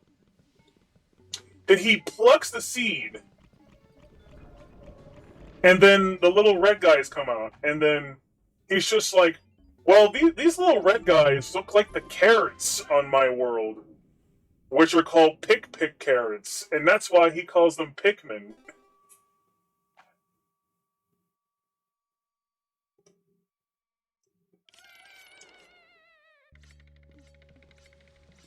Okay, we don't need to gain more white Pikmin. We need to keep going to deeper into the hole here.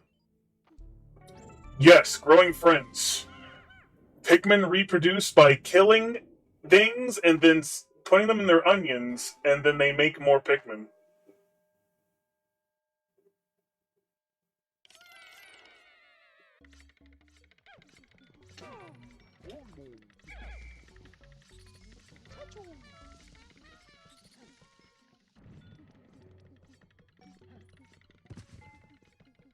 Okay, let's see here.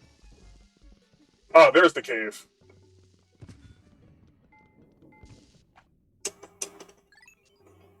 But yeah, Shma, if you haven't played a Pikmin game before, I highly recommend it. It's really fun. So I will say, Pikmin 1 and Pikmin 2 are very different. Because Pikmin 1 is very, Pikmin 1 is a little bit unforgiving. I mean, so is Pikmin 2, to be honest, but they're both unforgiving in different ways.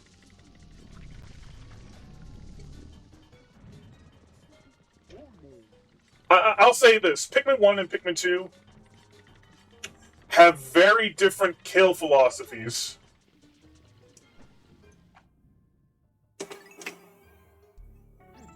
Yes, the third one is definitely more like the first one, where it's a more Pikmin 1 and 3 are more like about planning your day and being able to collect all the collectibles on the world map as fast as you can.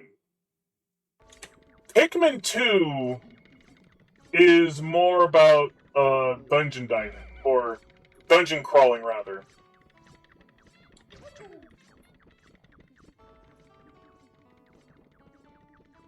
Oh god, that thing is roaming.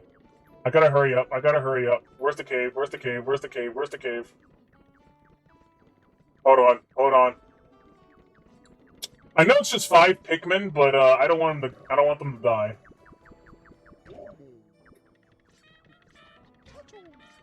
Hurry up! Hurry up! Hurry up! Hurry up! Hurry up! Hold on. Sorry. Oh god. He's not roaming over here, is he? Oh god, he's getting close. Go in the cave. Okay, where was I? Sorry, I had to make sure I didn't get shot at. But Pikmin 1 is all about, like, yeah, let's collect the ship part. Or rather, you always do your damnedest to find one ship part in a single day. So that way, you have enough time to collect all your parts. Because Pikmin 1's more about collecting all your ship parts before 30 in-game days pass. Because apparently, Olimar does not breathe oxygen. Yes, fun fact. Olimar does not breathe oxygen. Oxygen is poisonous to him. That's why he wears a helmet.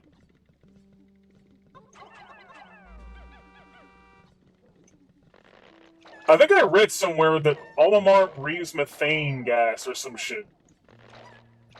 Which is really weird to think about. I mean, he is an alien, but still. This man lives on methane fumes. That's so bizarre!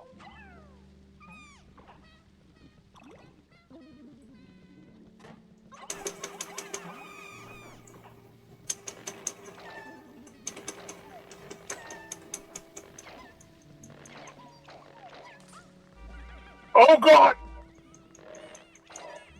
Luckily, they can't harm anybody, but they're annoying.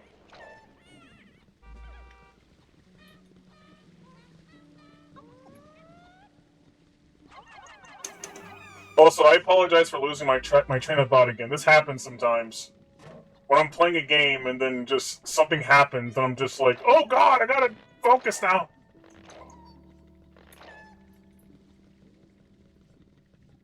But, yeah, Pikmin 1's about collecting ship parts as fast as possible. Pikmin 2, you can take your time. But the challenge of Pikmin 2 is more so, not only can you also collect every treasure in the game, but can you also not get ass blasted by all the dangerous enemies that are in this game? Because the enemies in this game are relentless. The devs were very sadistic when it came to the enemies of Pikmin 2.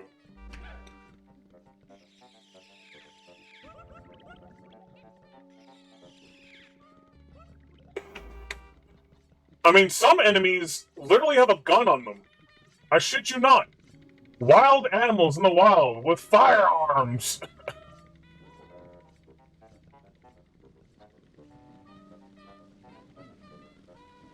But that just speaks to the danger and weirdness of Pikmin 2. Which I quite enjoy, by the way. Wait, no! I didn't mean to... I went to the hole on instinct. I didn't mean to go to the hole. I didn't mean to go to the hole. I meant to leave. Damn it. I meant to leave. I mean, it's not like I need to fight the boss or anything, so... Oh! The geyser's right there. Never mind, we're fine. How kind of the game to put a geyser right there for me to escape.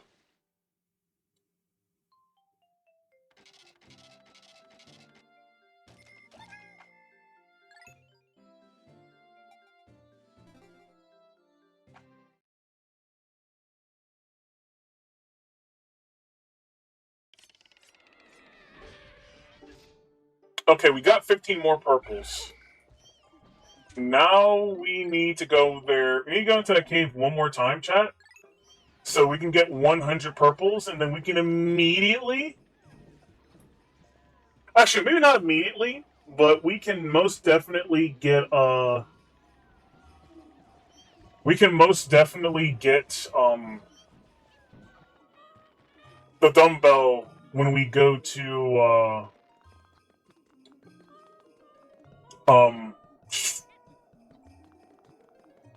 Wistful Wilds.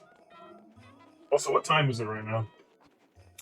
It is approximately 9:15. Okay, we're actually making good time, chat. We got like 40-ish minutes left. We can absolutely get our purples real quick. Then we can leave, and then we can go to Perplexing Pool and collect treasure there. I don't know if I'll have enough time to do Submerged Castle this stream. Because I wanted to do Submerged Castle this stream, but I don't know if I should. You know? I don't know if I should. Granted, Submerged Castle is like, what, 5 to 7 floors? I still have to, like, take my time collecting, treasure in there, though. So it's like, that's gonna prolong the time, and just like, I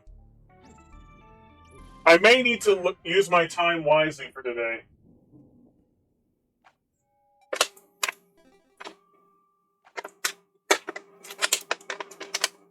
Especially considering that I need to go to bed at like 10 p.m. So here's what I'm gonna do. Oh god, no! Okay. Oh! Oh god! Okay, I need to not have my finger resting on my broken A button. Because I almost threw my Pikmin off a cliff, chat. That would have ended terribly.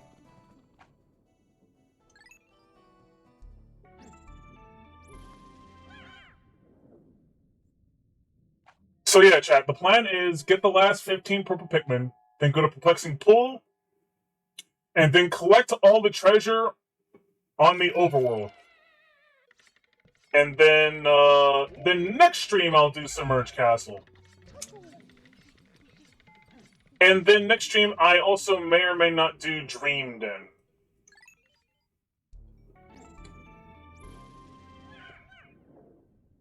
Dream Den being the final dungeon in Pikmin 2. That has the final boss in it.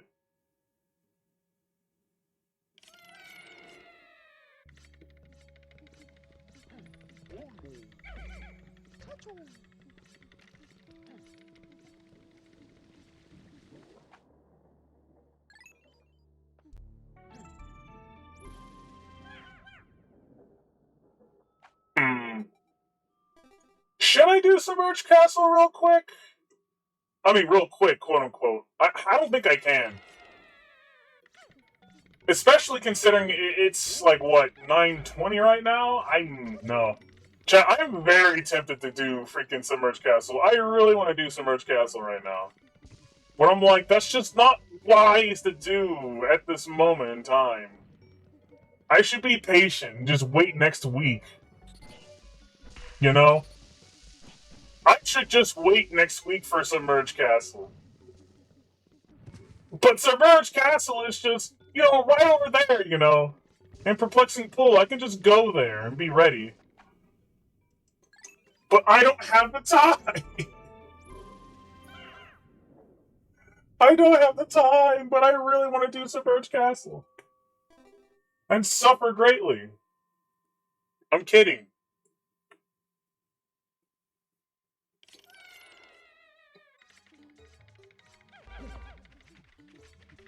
Oh god. Okay, hold on.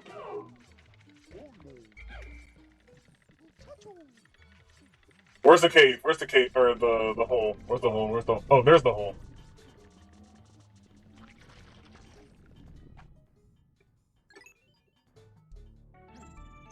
Alright, chat, 2 more levels. 2 more levels. 2 more levels!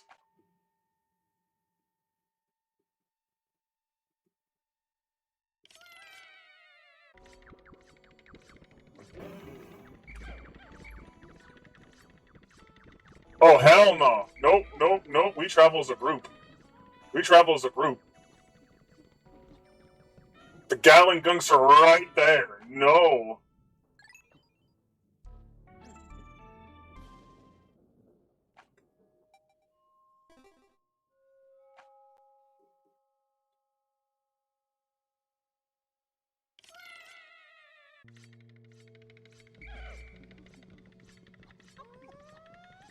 Alright, chat, time to farm.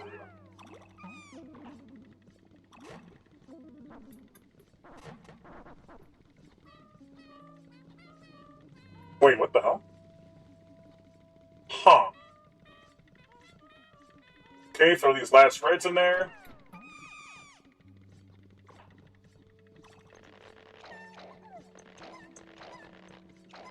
I also didn't mean to make more yellows and blues, but it is what it is. Also, quit attacking that egg. Please stop.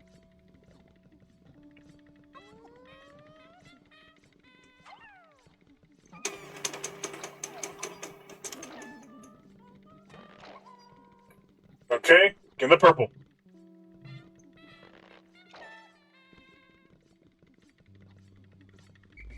Hurry up, guys. We're this close to having a full 100 of purples.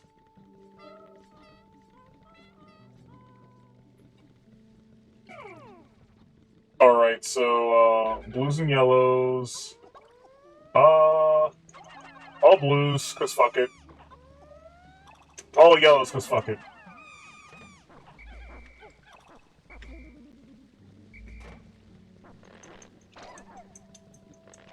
And with this chat, we have 100 purples!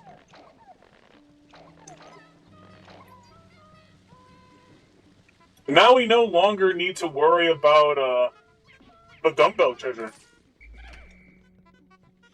Which we'll probably be getting in a different stream when we have to go back to Wistful Wilds. Because if I recall correctly, the dumbbell treasure, I think, is the last treasure on the, in Wistful Wilds that's, like, above ground.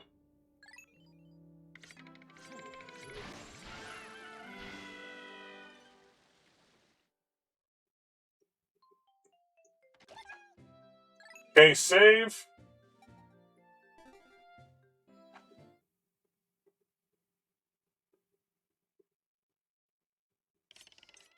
Blah, blah, blah, blah, blah. Let's count. Let's count. Let's count. Let's count. How many we got? How many we got?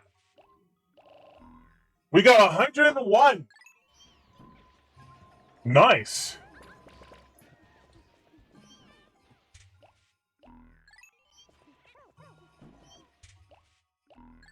Okay, we can just end the day, honestly.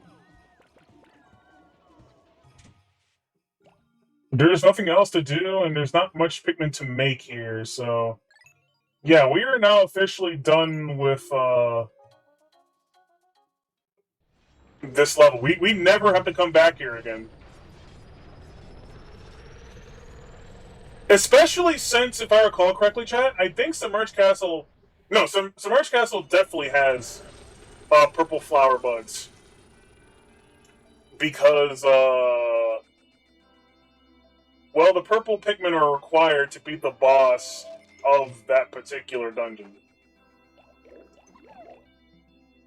We lost a lot of reds to gain a bunch of purples.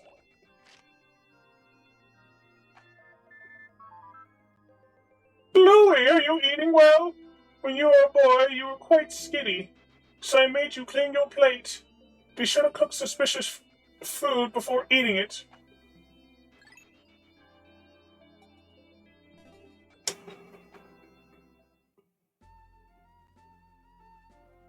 Okay, so Valley Repose is done. Awakening Wood is done. Okay, so that dumbbell is confirmed to be the last treasure. Wait, what the hell? Hole of Hero... Wait. Wait a minute. What was in the Hole of Heroes that I missed? Oh, wait, I remember.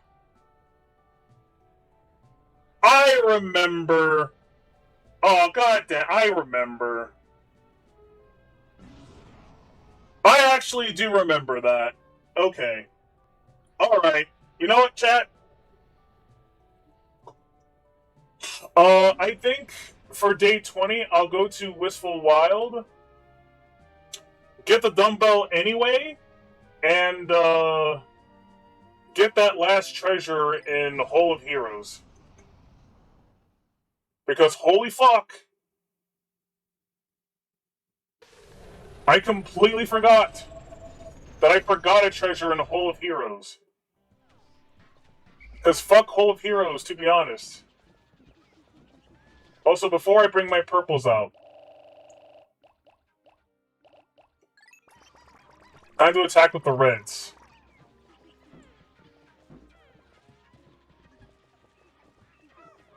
Also, do I not have any, flower reds anymore? That's crazy to think about. Oh, we can easily make some more real quick.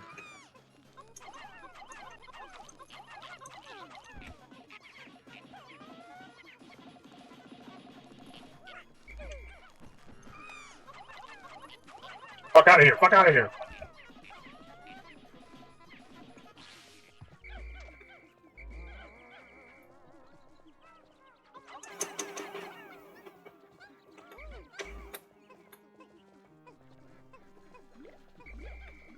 Okay.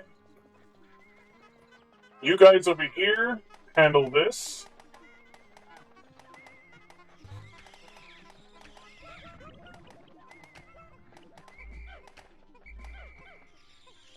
Oh no!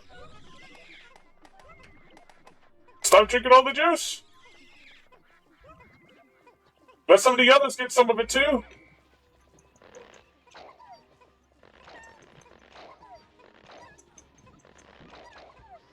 Okay, we got a lot of day left, so we don't need to necessarily rush to get the last treasure part. That's in the Cave of Heroes. I would say I approximately need 30 blue Pikmin, but I'm going to bring 40 blue Pikmin just in case. Just in case any of them die. Which is a very real possibility.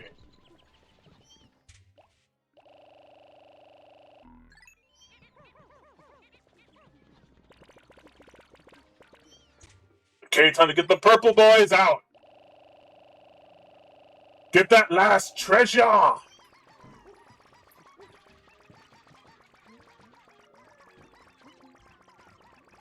This is terrifying, chat. 100 purples. This is an ungodly sight. 100 of these fuckers.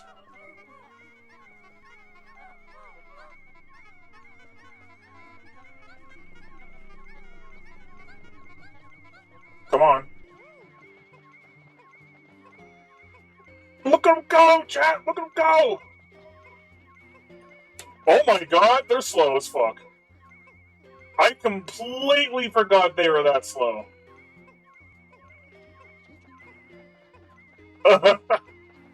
Wow, yeah. It's fine, though. It's fine.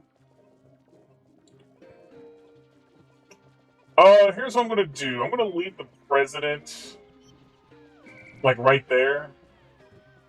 I'm gonna have Olimar explore ahead. Olimar is going to go off to the Hall of Heroes and see if he can find anything of interest. Okay, those fuckers are back.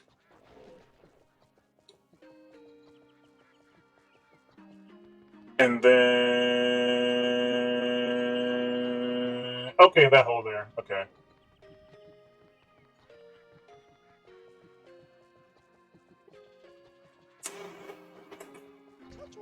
Are they almost there yet? Holy crap, it's gonna be like... The day's gonna be half over by the time they reach here. Why did they make him that slow? Come on, Nintendo. You didn't have to make him that slow. You didn't have to make him that slow, Nintendo.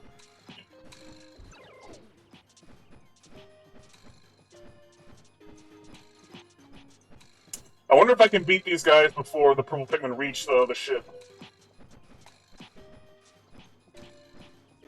Oh, I won't be able to because they'll fly away once they reach half health. Oh, that sucks. Never mind. I was up for the challenge too. I forgot they fly away when they're losing.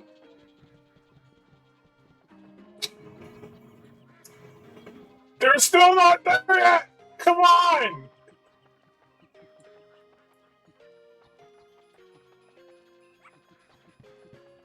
Oh wow, that asshole really ate the whole bridge.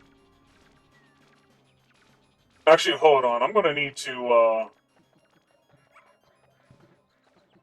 I'm gonna bring 50 blues.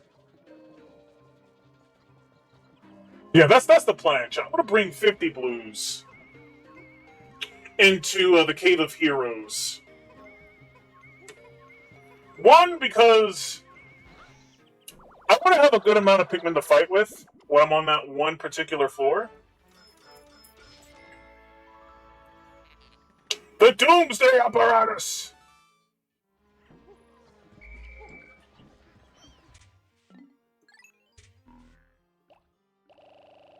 Oh yeah, I want a good amount of Pikmin to fight with. And two, there's a lot of shit I need to rebuild.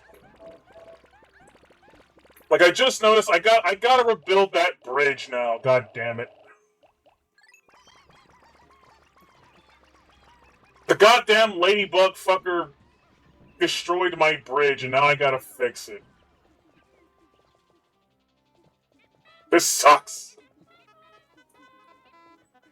I mean, I still have the whole day to do this, but still, it's just inconvenient.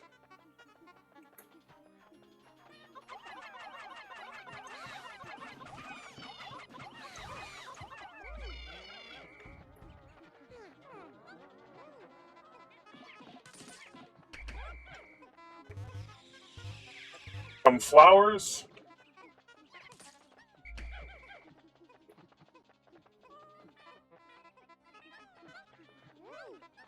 Take their bodies back. Okay, the Woolywog hasn't come back yet.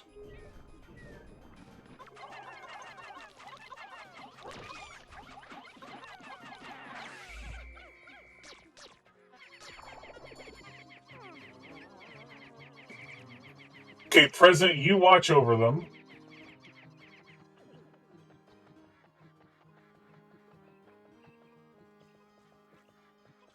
Well, these guys bring the corpses back.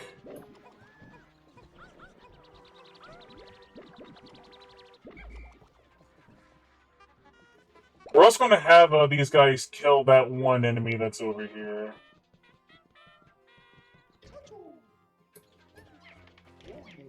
Okay, they're still working. Bring it on, bitch. Come on. You know you want to. Right here.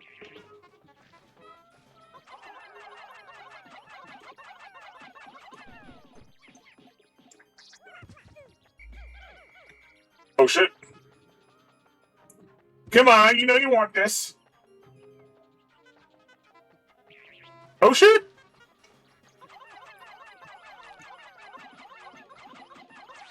And he's dead. Bring his corpse back to base.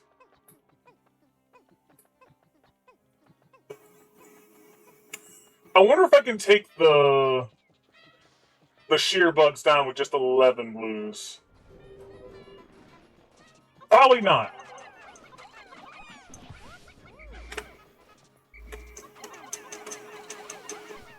Oh, I did. Wow, never mind.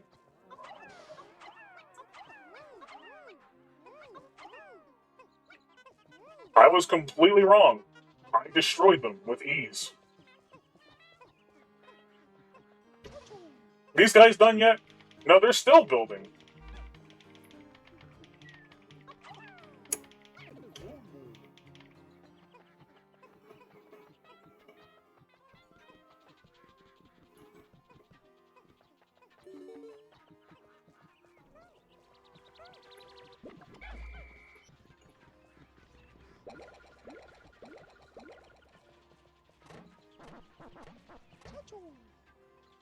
Okay, so those guys are done.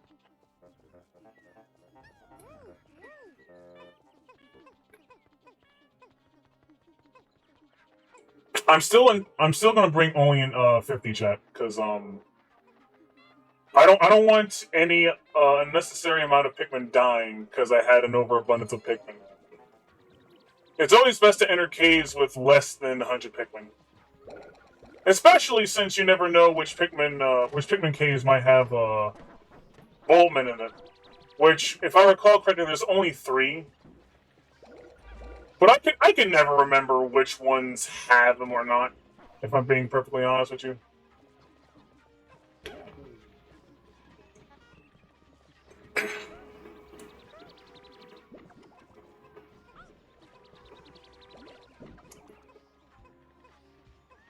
Come on now, hurry up, hurry up. There we go, we got our 50. Okay, now we're ready. Now we're ready to get that one goddamn treasure that's left in the Cave of Heroes. Now let's see if we can survive with all 50 of our blue Pikmin.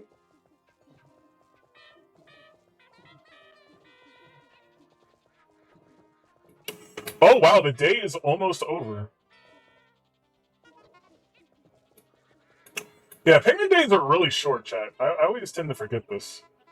I don't know if they made Pikmin 3 days slightly longer in comparison, or if they're still the same length that they always been.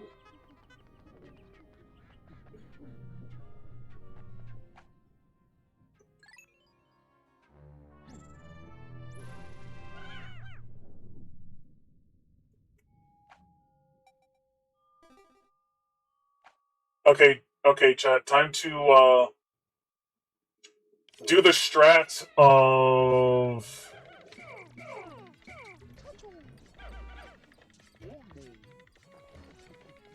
Just go for the hole. That's the strat, chat. We just go for the hole. We already know what floor we need to get to. No need to waste time. We already know what floor we need to get to.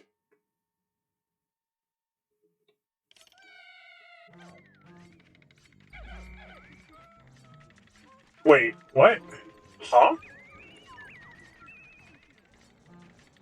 There shouldn't be a treasure on this floor. Oh no. Oh no, I don't like this.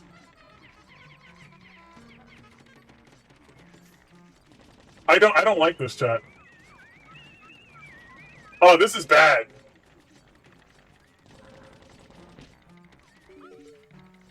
I want to say I can ignore the one bug and I'll be okay, but... Oh.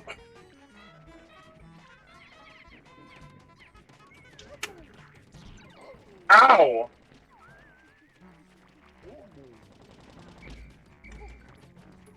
This fucking asshole right here.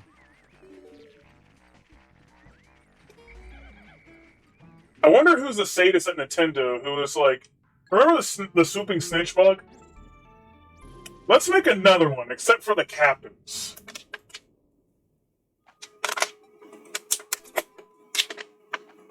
Why would you do this? The snitch bug was already bad enough. You have to do one for the captains too. Oh god damn it! No!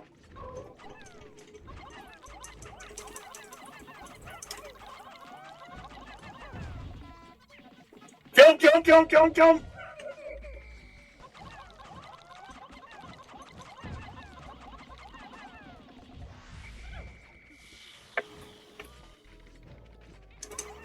Kill him, kill him, kill him, kill him, kill him, kill him, kill him, kill him, kill him!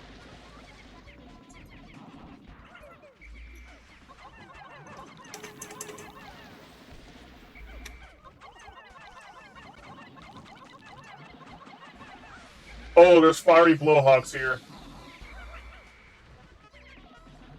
Oh no. Oh no. Which is the fastest way to the cave exit? Oh, there's two fiery blowhogs. God damn it. Wait. Oh, there's a wall there too? Come on. You know what, chat? I'm actually very glad I decided to bring 50. Because, Run! Run! Run! Run! Holy shit.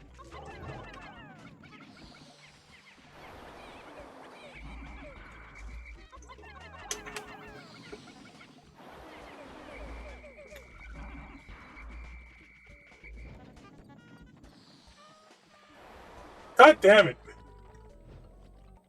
Oh, my blues are leaves now. Fuck.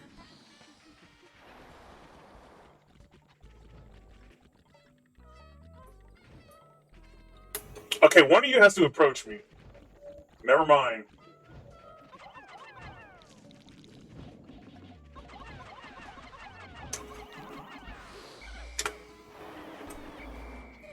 Fuck off.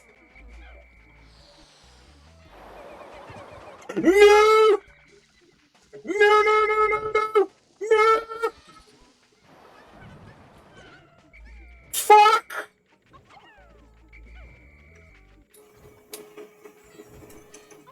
Fuck you, game! Fuck you! You killed 3 innocent blues! Now, okay, chat, now I'm very happy I decided to bring at least 50. What the fuck?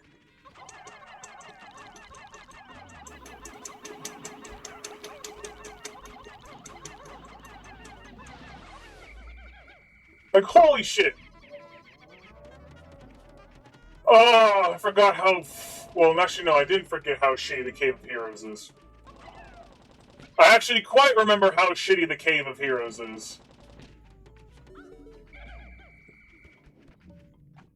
I'm very sad. Very sad. 3 had to die. They would have all survived if they were flowers. But alas, I had to. Alas, I had to freaking encounter a bomb spider. We are not fighting any of the bosses. We have no need to.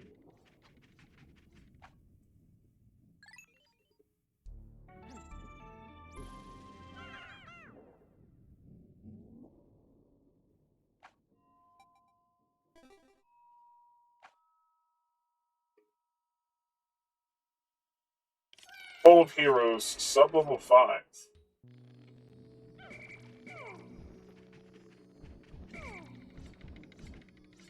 Oh, it's... never mind. Mamutas are still Mamutas.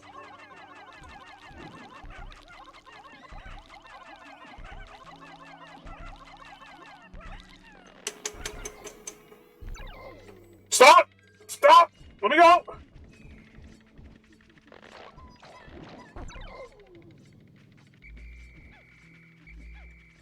Fucking Mamuta!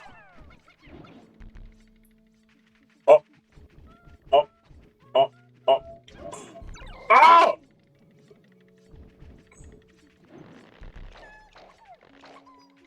Run!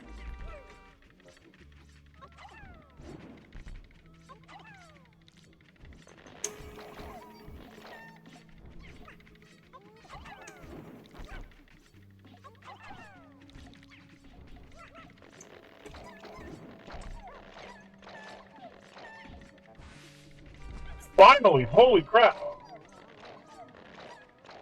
Fuck Mamutos. Please tell me the butterflies are still there. They're probably not. They're probably all gone by now. Oh god damn, I missed my chance because the fucking Mamuta.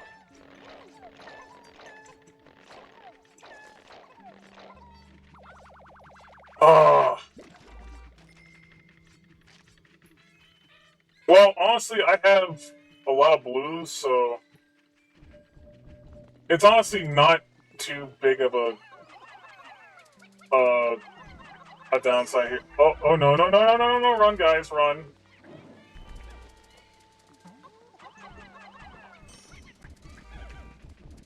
Run! I did not mean to throw it into yellow. Yellow was not the color I was trying to make.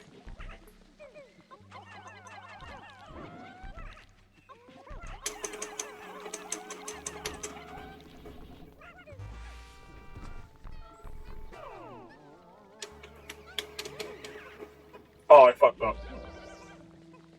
I tried to do the glitch real quick, but I fucked it up. It's fine. I'm kind of not happy that I have all these yellows now. They were not supposed to be born.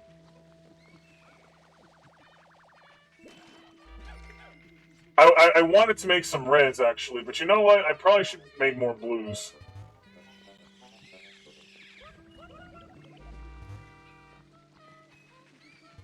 Okay, let's not leave. Let's go to the next floor.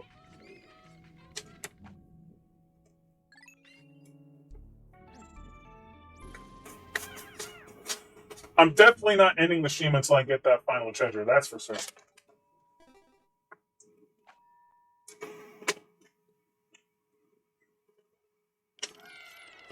Okay, this is the floor.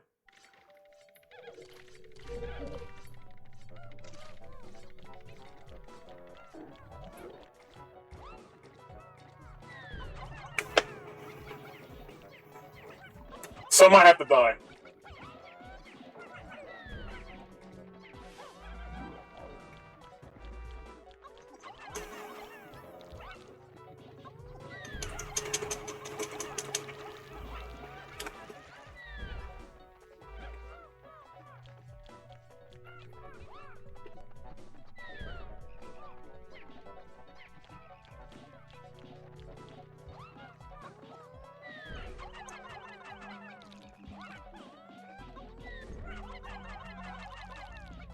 Kill him, kill him, kill him, kill him, kill him, kill him, kill him, kill him, kill him.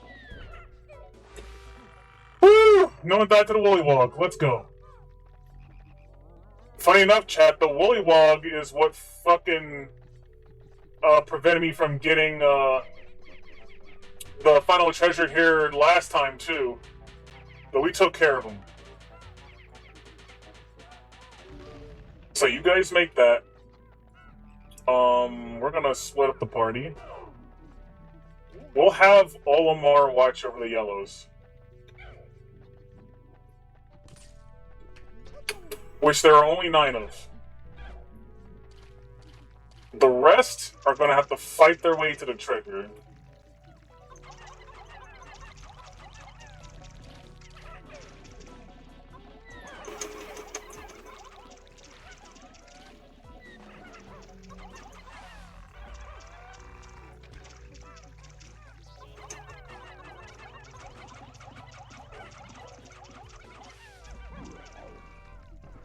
Okay, come on, go for me, go for me, go for me.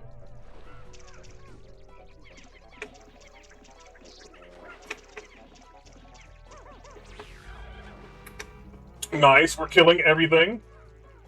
We are killing everything. We're gonna make sure no one can interfere.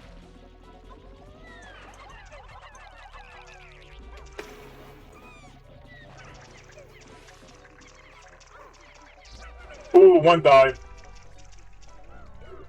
That's unfortunate. It happens.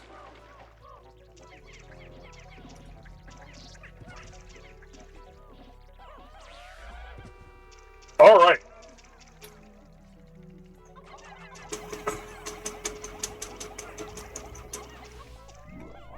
Nice.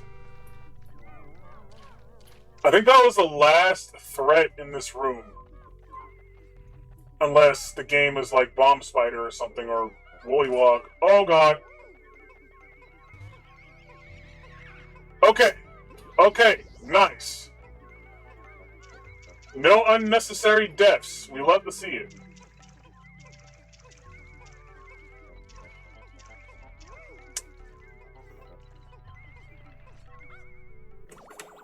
All that for some goddamn peanut butter. Some goddamn Skippy peanut butter. Or nutrient silo.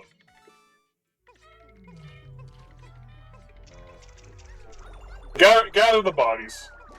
Gather the bodies, because fuck it. I want this entire room cleared.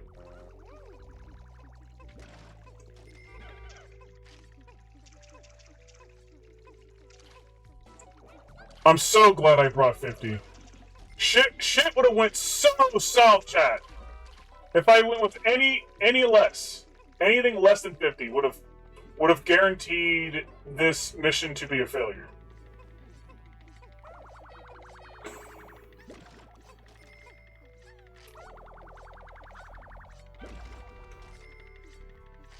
Oh, all right.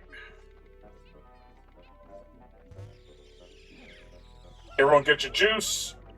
Bring those bodies over. It's not really necessary, but I just want the extra money.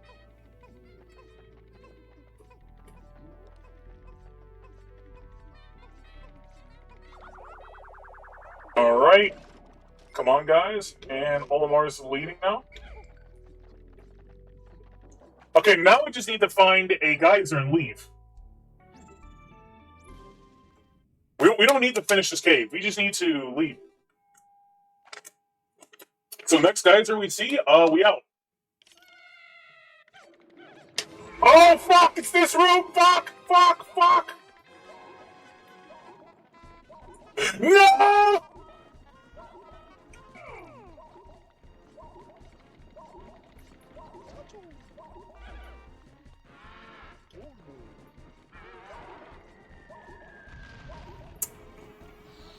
Okay, fine.